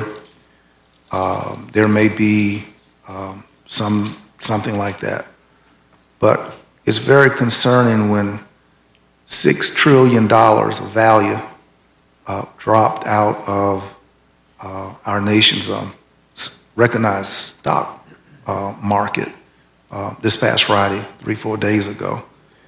And it suggests that financial literacy in times like these, I remember Brother Sims, and I'm old enough to remember, Brother Sims, when having a government job, you were thought to be secure. You was A-OK, kind of like working for the post office. You could just on and on. But that's not true any longer. And to the extent that the nation's imposition of tariffs upon other governments, that these tariffs and the ripple effect domestically, I believe that we need to help people navigate and teach the fundamentals of financial considerations in the future. So I wanted to ask the board, and I've looked at a couple of curricula that I would like to submit, to our staff for consideration, that we launch into helping people to streamline and to wrap their understandings around the economy, economics, that kind of stuff. So I'm off that as a motion. Thank you, Commissioner Proctor. I think Shinkton might have some ideas for you on that. Shinkton, you're recognized. Thank you, Mr. Chair. Good afternoon, Commissioners. Yeah, we actually have several type of financial empowerment series that we hold. One through the library right now. They hold financial empowerment series at the several different branches monthly in partnership with Envision Credit Union. We also have the through working with Tallahassee Lenders Consortium when we do our home ownership or down payment assistance and credit programming that they hold. And then also recently when we worked to get the grants for City Start, we're working with Capital City Chamber to hold a financial empowerment series in partnership with them with the City Start grant that we received. In addition to that, Commissioners, as you know, that when we partnered recently with the Legal Services of North Florida to specifically look at financial empowerment through the area of dealing with housing, specifically with the air properties to ensure that that there's opportunities there. And then there's financial counseling that is being held, like I said before, Tallahassee Lenders Consortium. So there's a several series of different ways that we're addressing financial empowerment and working to promote it in partnership with several of our partners here in our community. Excellent. One of the things which we do, commissioners, aside from every 4 years, we think that we offer a platform for what we hear coming from citizens, is that we're even more contemporary with respect to crises, things that are occurring. I would love to see an amplification of our efforts. And I think that the fears that have been reached, and since January 20th, there's a whole new aura of uncertainty. And I believe that since January 20th, the uncertainty about government, people are very afraid in my district. Commissioners, I just can only speak for my district right now. The Social Security challenges and thoughts of Social Security being lost. These are just fundamental fears that I express to this board as a policy-making body. And to the extent that we're able to give information to amplify what is offered, as people are afraid they're not going to have a check. They're afraid that schools are not going to function. They're afraid that healthcare support, Medicaid is not going to be there. I'm talking about my district. And that's why I'm talking and asking staff for the 32304 summit, hurry, because people are more afraid than I've ever seen. So I lift that up and ask the magnifying of those things in light of, at least for my little district, our little district, we're very deeply concerned about the loss of so much. Thank you very much. Commissioner Proctor, the county administrator told me that they could probably take the curriculum you're suggesting and fold it into what they're already doing at the library. If that's, I don't necessarily think you need a motion for that. I think you could probably just direct staff. And I would also remind you guys, the state of Florida now requires financial literacy taught in high school as a requirement to graduate because it is a huge problem. People don't understand. With all the fluctuation in the stock market this past week, I've seen all kinds of statistics, like only 15% of the population has $1,000 saved of liquid cash. So most people aren't even in the stock market to be impacted by the fluctuations. So I think it's a great suggestion, Commissioner Proctor. I think it's a really important issue. Commissioner Maddox. Thank you, Mr. Chair. Commissioner Proctor, before you finish, as a District 1 Commissioner, I thought you might also want to know that it's the 10th anniversary of the Capital Cigar Club down south in your way. You might want to, I'm going to see if you want to ask for a proclamation recognizing them as well. Okay. Mr. Chairman. Yes, sir. At-large Commissioner, my brother, has recommended and suggested that the Capital Cigar Club in my district ought to be recognized, so I ask the board's support for recognition of Cigar Club. All right, we got a proclamation request for the Cigar Club and a second from Commissioner Minor. All those in favor signify by saying aye. Aye. Aye. Passes unanimously. Very good. And then finally, Mr. Chairman, there's a scripture that says something to the effect of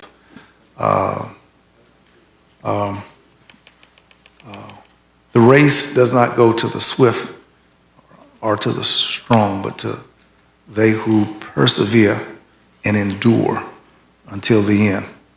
I want to give a shout out to the Florida Gators for persevering and enduring until the end of that game last night, in that game versus Texas Tech. They personify that scripture, persevering. And I'm not a Gator hater, nor am I a Gator locator, Mr. Sims. But I want to give a shout out to the Florida Gators. That was a tremendous effort on last evening. Thank you very much, Commissioners. Thank you, Commissioner Proctor. Commissioners, the gentleman who Commissioner Proctor referred to earlier is here, but I need to remind you, Mr. Ballas, that we only speak on non-agenda items at this time. So if you want to speak on item 18, you got to wait till the public hearing. All right, thank you. Commissioner Minor, you are recognized for commissioner comment. Thank you very much, Mr. Chairman. I just have one item. As digital technology becomes more integrated into our lives, many folks are vulnerable to internet scams, identity theft. Our children and teenagers face increasing risks from gaming platforms, social media, mobile apps, and both children and adults are susceptible to unsafe digital practices, such as putting their financial security, personal information, and emotional well-being at risk. What I'd like to do is request an agenda item that would explore a partnership between Leon County, the Appalachia Regional Planning Council, and other possible partners to seek grant funding for a new grant opportunity. This is something that's being offered by Florida Commerce's Digital Capacity Grant Program. And the details of the program are going to be released in the coming weeks. I've been talking with folks from OEV about it, as well as briefly with people from Florida Commerce and others. The reason for seeking grant funding through this program would be to establish a Big Bend digital literacy program that would consist of marketing to residents in Leon County as well as the rural counties around us that would provide residents with essential digital literacy and safety training with the goal of enhancing digital literacy, promoting online safety, and also encouraging responsible use of generative AI. After speaking with OEV about this, Florida Commerce, this type of program, we have a proposal here that's been drafted, would be eligible for this grant program.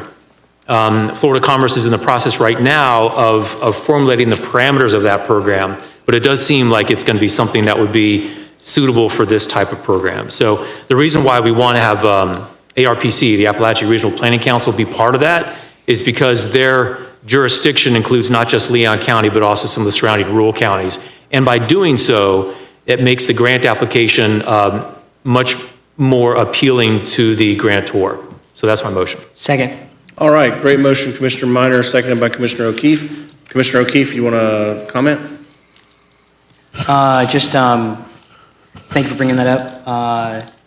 Everything you said, I'm glad we can do that. Thank you. Thanks. Awesome. Any other discussion? Seeing none, we've got a motion from Commissioner Minor and a second from Commissioner O'Keefe. All those in favor signify by saying aye. Aye. Aye, passes unanimously. Thank you, Commissioner Minor. Back to you. Thank you, Mr. Chairman. Thank you. That's it? Yep, that's it. Thank That's all you, I got. Commissioner Minor. Commissioner O'Keefe, you are up. Mr. Chair, thank you very much. I have a question on the status of something for the county administrator, the county attorney, Mr. Chair, as you direct it. Right in downtown here in my district, on the courthouse, we have Washington Square, which we have known, we've gotten updates from the county attorney about pursuing, since it's been inactive so long, pursuing getting the roads put back to normal as a safety and an aesthetic concern. And so I wanted to get an update on where we stand on that and how we're moving forward to getting things back to normal. Madam Attorney? So just to refresh the recollection of the board, we did have a license agreement with the developer of Washington Square. Basically, they have defaulted under that licensing agreement, and it has been terminated. They were responsible for fixing and repairing our right-of-way, but obviously that's not going to happen at this point. For all intents and purposes, that developer, as far as we know, is without assets. So basically, that's the legal status, and we could try to go after the developer and get some sort of a judgment, but chances of recovering any money, they're probably pretty judgment-proof. We're unlikely to actually recover any funds. But that's kind of the current legal status. I would defer to Vince on the work of administration. Mr. Administrator? In the meantime, and Commissioner O'Keefe, let me underscore your concern with that. You've been as the district commissioner, I'm very adamant about that. And certainly, and also, obviously, we all recognize that that this has been a prolonged, to put it politely, process. It's one that, at least initially, construction had some fits and starts, and then it went through a long code enforcement process and a due process there. Now, and then some of the legal issues that the county attorney mentioned, we're actively working with the city of Tallahassee now to cooperatively restore the streets and right-of-ways. The way it works is we are, as the county, responsible from curb to curb on the streets. There are 2 county streets, one city street, total of 3 streets involved, and the city is responsible from end of curb to the building's property line. So everything that's in the right-of-way, sidewalks and that sort of thing. So it really is going to require a cooperative effort between the county and the city to restore this. And we're actively involved with the city on that now. We will, in addition to, even if, again, we've got to make the investments and restore the property, as the county attorney said, we will be seeking reimbursement or to charge the former license holder of the property. So with that's I will happily provide the board with more specific timeframes once we get an agreement established with the city of Tallahassee. Thank you, Mr. Administrator. Commissioner O'Keefe and then Commissioner Caban. If you have, I'll let you make your comments and I'll come back to it. Okay. Mr. Vice Chair. I had a comment on point in regards to what the county attorney and Mr. County Administrator said. Has the developer declared bankruptcy? Not to our knowledge. We didn't actually enter into the license agreement with the owner of that property. It was with an affiliated entity that is basically defunct in Sunbiz, and for all intents and purposes is not operating as a business currently. But to our knowledge, it has not filed for bankruptcy. So so I'm trying to understand the relationship that we had as the county with the developer or the licensee here. Did the developer, are they responsible for the damage that was done to the right-of-ways? Like indirectly during the construction? Yes, all of the damage is related to the development project of Washington Square. And under the license agreement, had they not defaulted, again, they would have had an obligation to fix the county's property. So what do we have, Commissioners, I don't really like that a developer backed out of a project and left us high and dry to clean up the mess and with a damaged right-of-way. If a developer has not declared bankruptcy, I mean, what do we have in our legal authority to go after the developer for costs associated with it? So we can go after them for costs. We can seek and probably obtain a judgment. The issue always becomes collection, because if they have no assets to collect, there's no money to recoup under the judgment. But there's no form of, they have not declared bankruptcy is what I'm hearing though. They have not declared bankruptcy to our knowledge. That's Okay. correct. My personal opinion, Commissioners, is I don't think Leon County taxpayers should have to bear the cost of a developer who, led the CRA on over and over and over again and then damaged the right-of-way and then said, hey, I'm out, you guys fix the right-of-way. I would like to hear what the board's consensus is, but we have a very polished county attorney who I trust to do what she needs to do if she does want to go after the developer, but I don't think that's good business, and I don't think that's fair to Leon County taxpayers. So, thank you, Mr. Chair. Commissioner O'Keefe, I've got Commissioner Proctor in the queue for discussion. Commissioner Proctor, and then, I'm sorry, Commissioner O'Keefe. On point, there's no motion, right? So Yeah, you were just asking questions. I'm just talking, so is there not discussion until I make some motion still in my comments? Yeah. We're sort of technically still in your comments, but I mean, there's discussion about your comments. All right, if good for the goose, good for the gander on y'all's comments. Yeah, I mean, it's fine. I mean, All right. it's not slighted at you. If you want to, do you want to not have discussion on your comments? I'd like to, no, let's go around. Go ahead. Commissioner Proctor, do you have comments on his point? If you want to make a motion, I defer. No, I'll have a motion coming. Okay, so that's let's let Commissioner O'Keefe have his time. Yeah. And if he wants to make a motion, he can make a Yep. motion. If not, then it's really moot. Yep, I'm gonna give you a trailer. There'll be a motion, but there's some questions that help shape what that motion is. So as I see it, you know,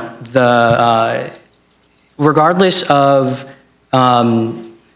whether the builder can afford to do it, the matter is we have an obligation to provide safe transit and safe roads and safe access for our citizens. And then we also have an obligation to go after anyone who can pay for it. That's fine. But my main issue right now is not delaying fixing this. This has been basically frozen since 2019. I don't think a nail has been hammered since 2019. And the project started, I think, in 2017 or 2018. That is, that's a long time ago. And so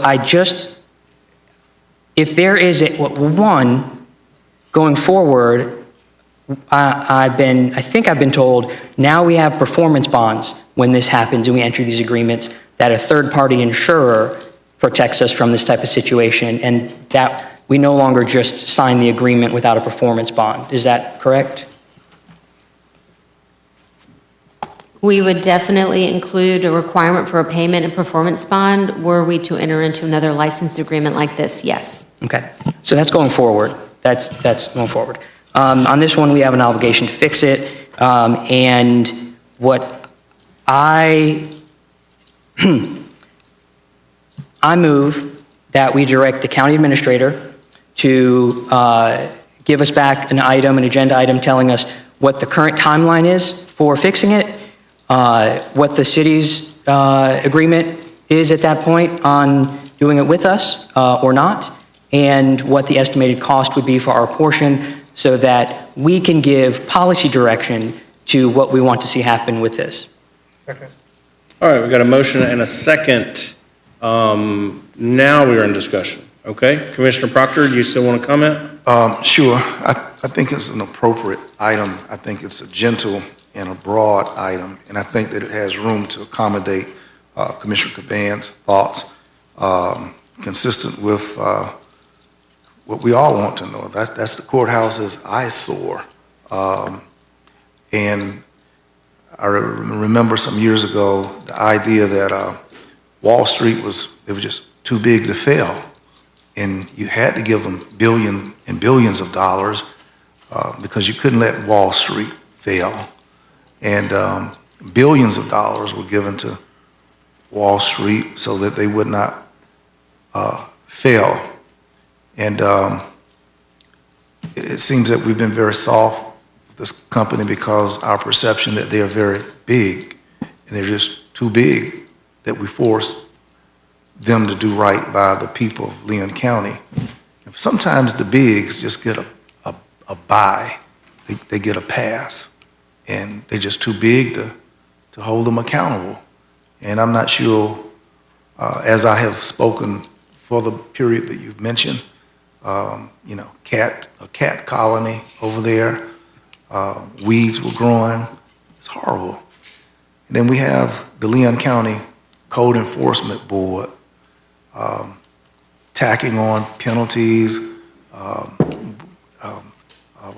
liens on people's property for failure to pay. And we treat itty-bitty people, we dog them and chew them up, spit them out, But the bigs, again, they get an exemption, waiver. We don't treat them with the same ferocity of enforcement that they do this, and this to comply. And the site is purely junky. You can't get worse. But if it was a small person over in District 1, we would kick their tails, period. And not without apology. And our county attorney would be on them with all 4 feet, lean and all. So I see a distinction. I'm pleased to see the motion. I would love to see parity of action toward the bigs, like little itty-bitty people to get ran around and trotted in front. Madam County Attorney, I want to ask,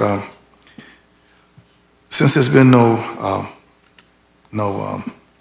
bankruptcy file, in our filing for and seeking a judgment, would our having a judgment somehow put us in a good position if eventually there was a bankruptcy, but we're already holding a judgment, and if there was some liquidation of their assets and so forth, wouldn't that kind of put us in a better position after a bankruptcy occurred?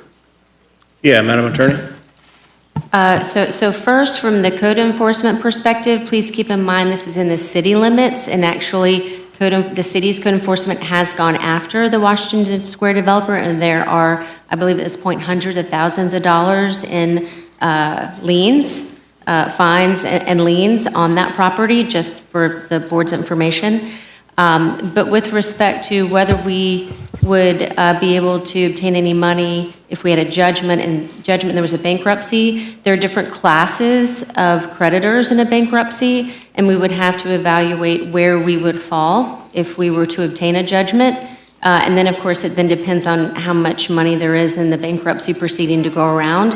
So it would really depend on where we were, kind of in the order, and how many other creditors there were, and which class we were in. So it would depend, but it's possible. So, but if we got a judgment, that at least puts us in that conversation. We're in that finite small group who are there to get a pro rata share of what is liquidated. Is that accurate? Potentially, yes. Again, though, keep in mind, there's a real question whether this entity has any assets at all, because again, we entered into the license agreement with an entity that's not the owner of that property. So we would have to do some due diligence, and we certainly could, to determine whether that entity has any assets at all, but we could still obtain a judgment. Again, I just want to forewarn the board that it just may not be collectible. We just may never be able to recoup that money. Well, there's a theory, and Commissioner Cummings, walk with me if I'm on shaky ground. But since there's the agreement that we have is with some subsidiary, and they've fallen flat, there's this notion of piercing the corporate veil, that we can go through that fallen company, in particular if they're set up as a buffer, and in particular if they're, I don't want to use the word fraudulent, but if they are an alter ego of the owner who is hiding behind this so-called subsidiary that has failed, which we have an agreement, we can pierce their corporate veil and go after the owner. And I think that's the direction that if we need special counsel to go after them, we should consider those causes of action to pursue this. All right, Commissioner Cummings, I'm sorry, you were in the queue. Yes, ma'am. if I can, thank you, Mr. Chair, if I can follow up with the county administrator on that line, do we have any indication that that might be the case where we could pierce the corporate veil, or do we have any indication that there's an alter ego someplace and we are actually dealing with the same, one and the same, but different names? So the county attorney's office hasn't received any direction to date to explore seeking a judgment, trying to pierce the corporate veil. If that's the board's direction, of course, we would pursue that, and we could evaluate that and come back and give more information to the board about potential options there, if there's board direction to do that. And just one more follow-up, as far as the bankruptcy is concerned, just depending on what entity files bankruptcy or what chapter it is, whether we've got a judgment or not, if we are listed as a creditor, that doesn't, in other words, the county having a judgment doesn't necessarily put us in a better position to get paid if we're listed or being required to list as a creditor anyway, if we are a creditor. Because we could get a judgment and just be a blanket judgment, can't collect on it. Okay.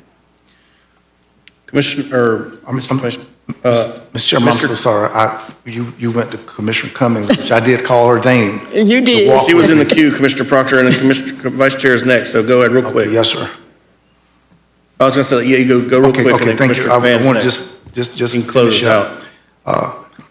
I really believe that, I mean, the building that we're in is the courthouse. This is the building where suits are filed. That's what this building is for. And I dare believe that there is not a judge that comes to the Leon County Courthouse who, I mean, Exhibit A, here's a picture of the building. Exhibit B, Judge, you've seen it every day you come here. Exhibit C, Judge, it's been going since 2016, 8. It's not a judge that's going to dispute the evidence of this raggedy building, how we've lost that sidewalk, the diminishment of the property. You don't even need a jury. I think the judge pretty much has made his mind up because he sees the same thing we do every day we pull out of this building. So piercing that corporate veil, I think, is what we need to do. Seldom, and I'm not an expert on corporate law, but oftentimes the owner, the true owner, the real owner, the biggie, the money folk, will put some phony, some subsidiary out there and operating as an independent, and it ain't, okay? Now, I know that Telcor is an independent that represents a whole lot of brand, big names, owners of, blah, blah, blah. But this right here is not them using an independent local agency like Telcor. This is probably a product of somebody's nephew, cousin, mother-in-law, something like that. I think it's well worth us not extinguishing our own rights for the failure of asking and looking into it. And we would be, in my opinion, a little bit negligent to be sitting up in the courthouse with all these judges at a property across the street in who we are, where we are, the courthouse. We have all the tools, and we need to examine the relation of that so-called failed company that is not, see, they're dormant, but they ain't dead because they have not filed bankruptcy. They have not gone out of business. They've not filed a sheet of paper across the street saying they're no longer a corporation doing business in the state of Florida. So for all we know, they're just in a coma. But we've got to look through that dormant state and go to the real operative and owners of this. And I would like to suggest to the maker of a motion that we proceed in that direction of piercing the corporate veil. All right, Commissioner Caban and then Commissioner Cummings, could you be real quick, or do you want to speak? Just real quick, I was just going to perhaps suggest with the motion that's on the floor for an agenda item to come back, to perhaps those options that are being raised from a legal standpoint, that those Commissioner could O'Keefe? be, sir. I was asking Commissioner O'Keefe, he's okay. I think I can get to where we want to be. I'd like to amend the motion to additionally include all legal options to pursue all available remedies to collect everything due to us from the company or any related company or asset. Okay, and seconder is cool with that. I assume that would have been in the motion anyway. Yeah. All right, so Commissioner Caban, can you close this out so we can move on? Yeah, Commissioner Cummings took the words right out of my mouth. I was going to say, Commissioner O'Keefe, if you wanted to amend the motion, I'd be happy to second it. I also want to compliment the thought process here. I'm glad you pointed this out. Without you pointing it out, wouldn't have realized it. So we all drive by that corridor every day. It looks terrible. It's not safe. And so I think it's time we get it remedied. So thank you. Awesome, I agree. I think it's a good motion. All right, all those in favor of Commissioner O'Keefe's motion, seconded by Commissioner Caban, signify by saying aye. Aye. Passes unanimously. We're back to you, Commissioner O'Keefe.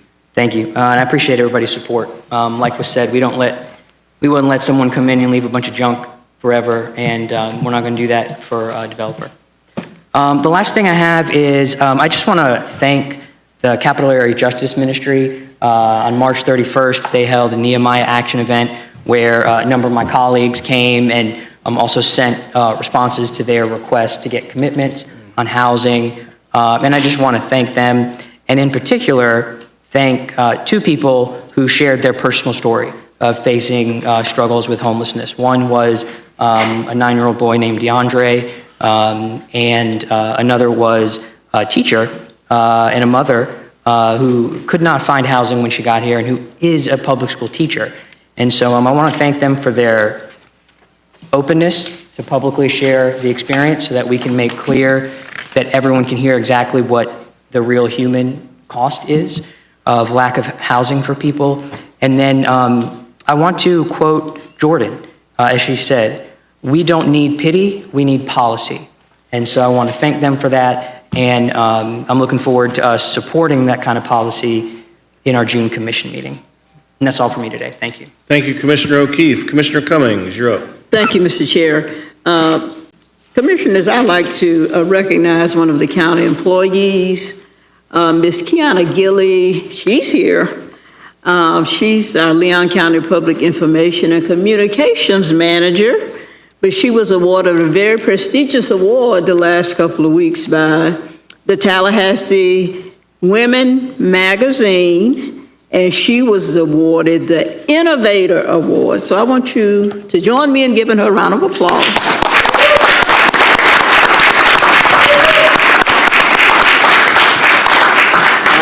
Congratulations, and very well deserved. And I also want to thank the county administrator and Matt Cavell.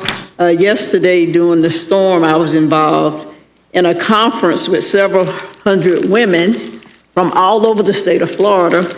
And in the midst of that conference yesterday morning, we received the hurricane warning.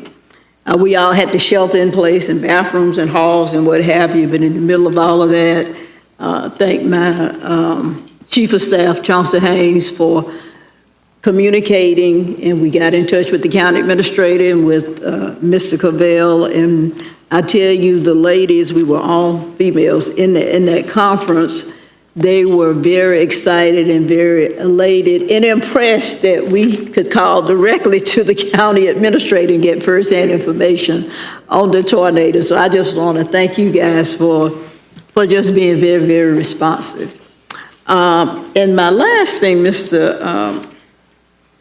Chair, I've just, over the last couple of months, just received quite a few inquiries and calls from older people in our community, and I think we are aware that there are people and families who, for decades, when individuals pass in the families, the properties are not probated, properties are tied up.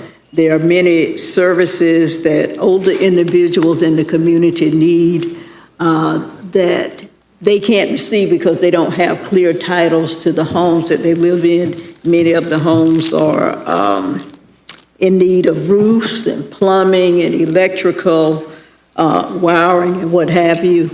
And I know the federal government, they might not have it now, but they had a program where they would allocate funds, they allocated funds for our property to be cleaned up. And I thought, and I looked at my notes the last couple of years, I couldn't find anything, but I thought we had addressed that, Mr. County Administrator, and I thought we had allocated some funds to legal services or somewhere to help clean up that property. Can somebody?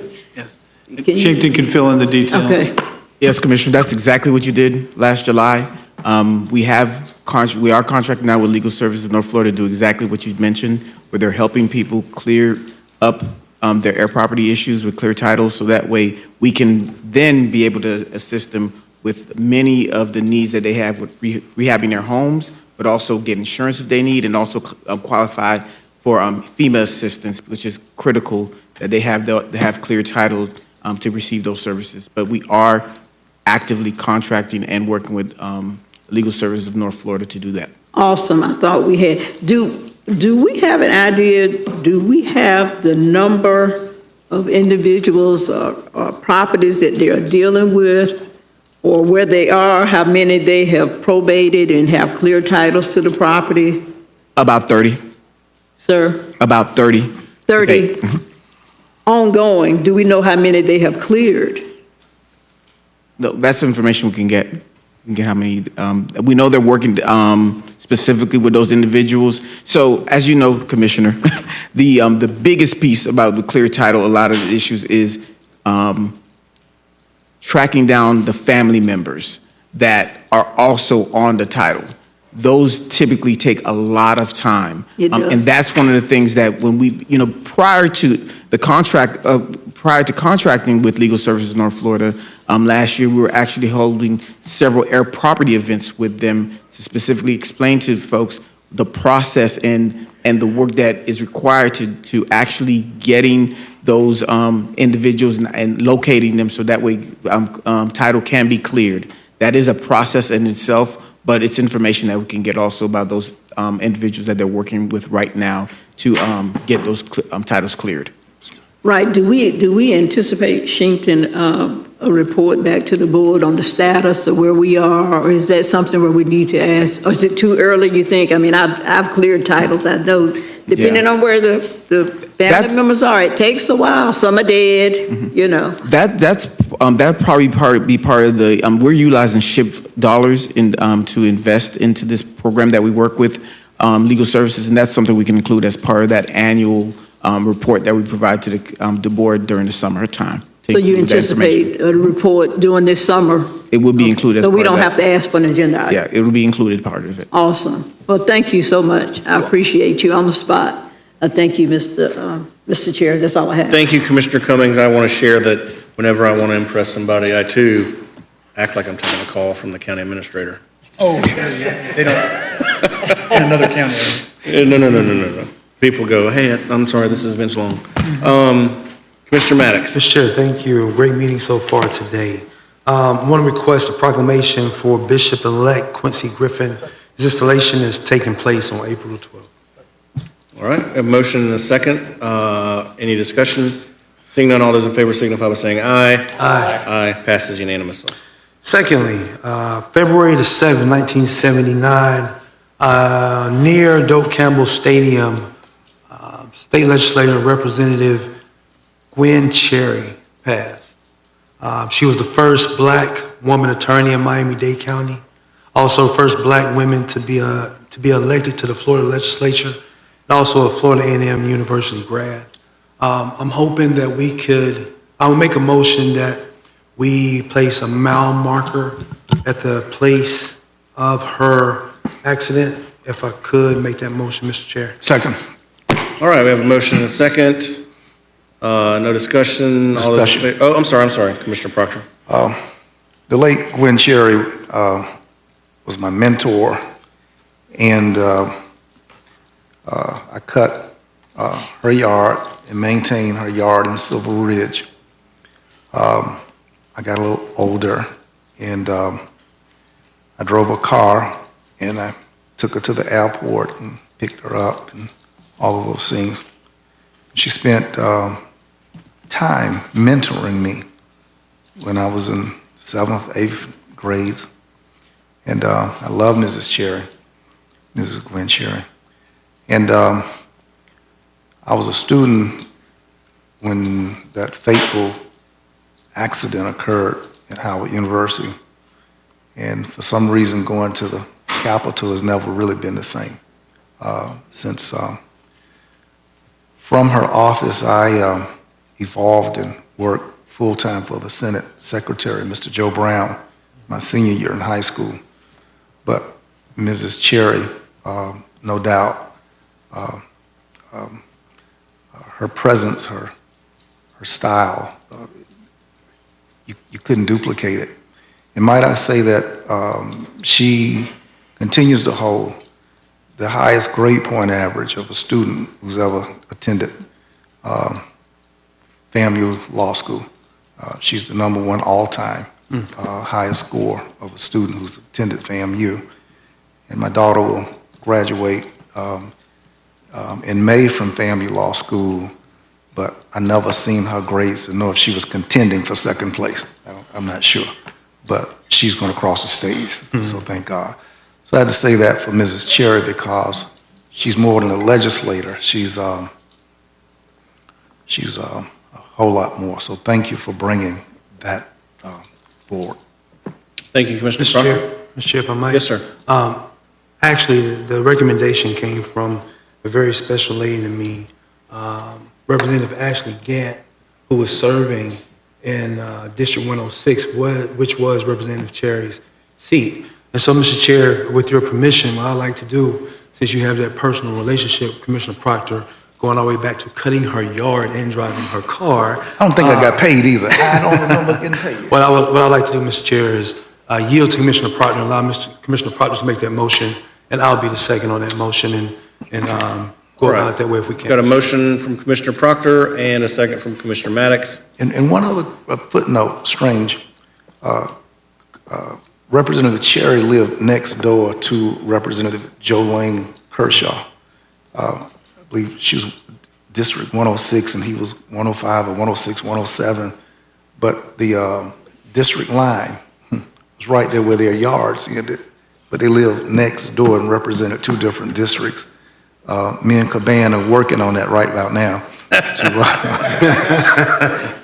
to try to duplicate that feat. Now, I don't know what kind of influence they had, but they were the first two African Americans, and Mrs. Cherry was succeeded by Representative Meek, Carrie Meek, who succeeded her after her untimely demise. So great legacy coming out of that district. Super. Thank you, Commissioner Proctor. What I'm envisioning in this mile marker would be something with her name, of course, and some factual things about her and her accomplishments while she was, during her lifetime, Mr. Chair. Thank you. All right, we've got a motion and a second. All those in favor signify by saying aye. Aye. Passes unanimously. All right. Last but not least, Mr. Chair, I have to say congratulations to the Florida Gator basketball team. As a very special person in my life as a Gator, this is a very hard moment for me, but I am going to put it on record to say congratulations to those Florida Gators for a heck of a game last night. And if you watched it, you got to see some good basketball all the way down to the end. Thank you, Mr. Chair. Thank you, Commissioner Maddox. Mr. Chairman, I forgot something, and I know the vice chair is up there on the upper tier. And before you go up, I left one thing, and I wanted to say quickly, if you allow me. Yes, sir, go ahead. I asked Mr. Administrator for a report on the shooting of our clerk of court. And on the Monroe Street side of her office, I can see that glass has shattered and is really looking really bad. It needs to be replaced. But I wanted to amplify into something very, very, very, very serious. Anybody shooting at any office in this building. And I was hopeful for an update, and I didn't secure it from my notes. Mr. Administrator? Sure. Mr. Chairman, Commissioners, yeah, we responded the same day that we received that information from a facilities standpoint, obviously, and we alerted your office to the fact that we responded to the facilities needs, and we've been able to address all of those and some more. But the security issues are in the purview of the sheriff. The sheriff, too, has communicated that he's on it, and they're doing a thorough investigation to try to determine what has happened. That has not been confirmed that it's shooting, but it is being investigated.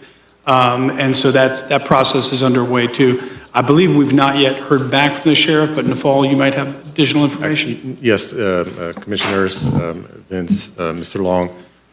In fact, just this morning, our staff reached out to the folks that are investigating this from the sheriff's office, and they've told us they're coordinating with the TPD also. Apparently, there is another incident that happened in the general area, and they may have some leads. They didn't want to tell us any more details than this. It's under investigation, but that's the latest from this morning. And we'll let you know as soon as we get that back from law enforcement. Thank you very much. Thank you, Nafal. Thank you. All right, Mr. Vice Chair, you're up. Thank you, Mr. Chair. First off, I want to say great meeting, everybody. I want to start my my commissioner comments by giving a sincere thank you to all of Leon County staff and the county administrator. We had a wonderful town hall about a week and a half ago down in Woodville. I want to thank the board also for their support in allowing to have board direction for that. We had a packed Woodville Community Center. Commissioner Proctor, and I know you thought it was very beneficial as well. And did you want to say something? You said, Mr. Chair? Sure. I appreciate Commissioner Caban. He's so much more popular down in Woodville than I. I felt a little out of place. But anytime he's around, it places a little more shine on me. So thank you for letting me sit by you, Commissioner Caban, and to sit between you and Mr. Long. It made me look more dignified or something. And I want to thank staff, outstanding, Brother Brent, outstanding report, calling the roll of all the staff who did a wonderful job. And the worst part about the night, commissioners, and you all who've been not voting with me on support of this, people came down there and were really upset about the U.S. Forest. And I got talked bad to about interest in the U.S. Forest becoming affordable housing. So it was a bad night for me, but it was a great night overall. Thank you. Commissioner Caban? No, but again, thank you to staff. And one thing that I thought was a great feedback that I saw just in the dialogue and amongst our staff and constituents in the dialogue back and forth was anytime that a Woodville neighbor constituent brought an idea up or a complaint or an issue, our staff was already had a solution in progress. Whether it was the illegal dumping, we could point to the app. There was a lot of feedback on infrastructure improvements on Oak Ridge Road, and we are already working on that. I think there's an item coming back. And so it was it felt good seeing that we're being proactive in addressing the needs in our Woodville community. With that being said, Mr. County Administrator, I know we talked about this slightly after the meeting, but the Woodville Fish Farm, this is commissioners, there is a fish farm that sits right outside J. Lewis Hall Park in Woodville. It's a big brick building, looks abandoned. From my understanding, this has been permitted by the state. And it's a ginormous eyesore. Our office is getting dozens and dozens of complaints about this particular project. And Mr. County Administrator, I know we had a conversation about this. I see Nafal in queue ready to speak. Mr. Chair, could we? Sure. Yeah. I know exactly what you're talking about. Okay, great. So where is this, what info do we have on this fish farm? I promised commissioners I didn't have a crystal ball. I got with the deputies this morning on Commissioner Proctor's, and I got with the Florida Department of Agriculture this morning too, with the appropriate folks that are handling this fish farm. I conveyed our concerns about the status or lack thereof, any improvements on site. They're sending their inspectors to verify what's going on. They had back at the end of the last year an inspection that extended their agricultural exemption, and I've requested them point blank, we need to have an update from your inspectors and tell us what is the status and what it is based on. If they're still ag exempt, why are you arriving to that conclusion? And if they're not, that way the county can become involved and we're able to implement our code compliance process. Okay, thank you so much. Commissioners, what I would like to do, and I don't want any serious direction right now because I don't think we have enough information, but I would like to make a motion to have a status report come in one of our next two meetings and to gather all information in regards to this fish farm that's located in Woodville. Okay, I second. Good motion. We have a motion and a second. Any discussion? Seeing none, all those in favor signify by saying aye. Aye. Passes unanimously. Thank you. I'll close it out and just say this. I was speaking to some folks the other day and we were talking about government and politics in general, and they gave our board a really, I thought, great compliment that I wanted to share with you all. And they were just talking about how in politics right now, whether it's the national level or state level, or even most local governments, they were saying now everybody's fighting. and they said that, no one is getting along currently in local politics or national politics and politics in general. And then they said, but Leon County. And so I thought that was a great compliment to all of us on this board, and I'm proud to serve with all of you, and like to see that we're moving our agendas forward and we're getting stuff done for our neighbors, so. You didn't tell them that was a facade? I told him everyone but Commissioner Proctor. There you go. Thank you, Mr. Thank you, Mr. Vice Chair. Commissioners, I would like to ask someone make a motion to do a proclamation for Rick Carney. So move. Absolutely. At the shelter there. So we've got a motion and a second. This is just to recognize Mr. Carney's years of philanthropy and dedication to helping our community, and I don't know if we really probably don't give him enough kudos for what he does. Yeah, we have a motion and a second. All those in favor signify by saying aye. Aye. Passes unanimously. Thank you for that, Commissioners. Secondarily, just wanted to thank the county administrator and our public works staff for their response yesterday on the tornado deal.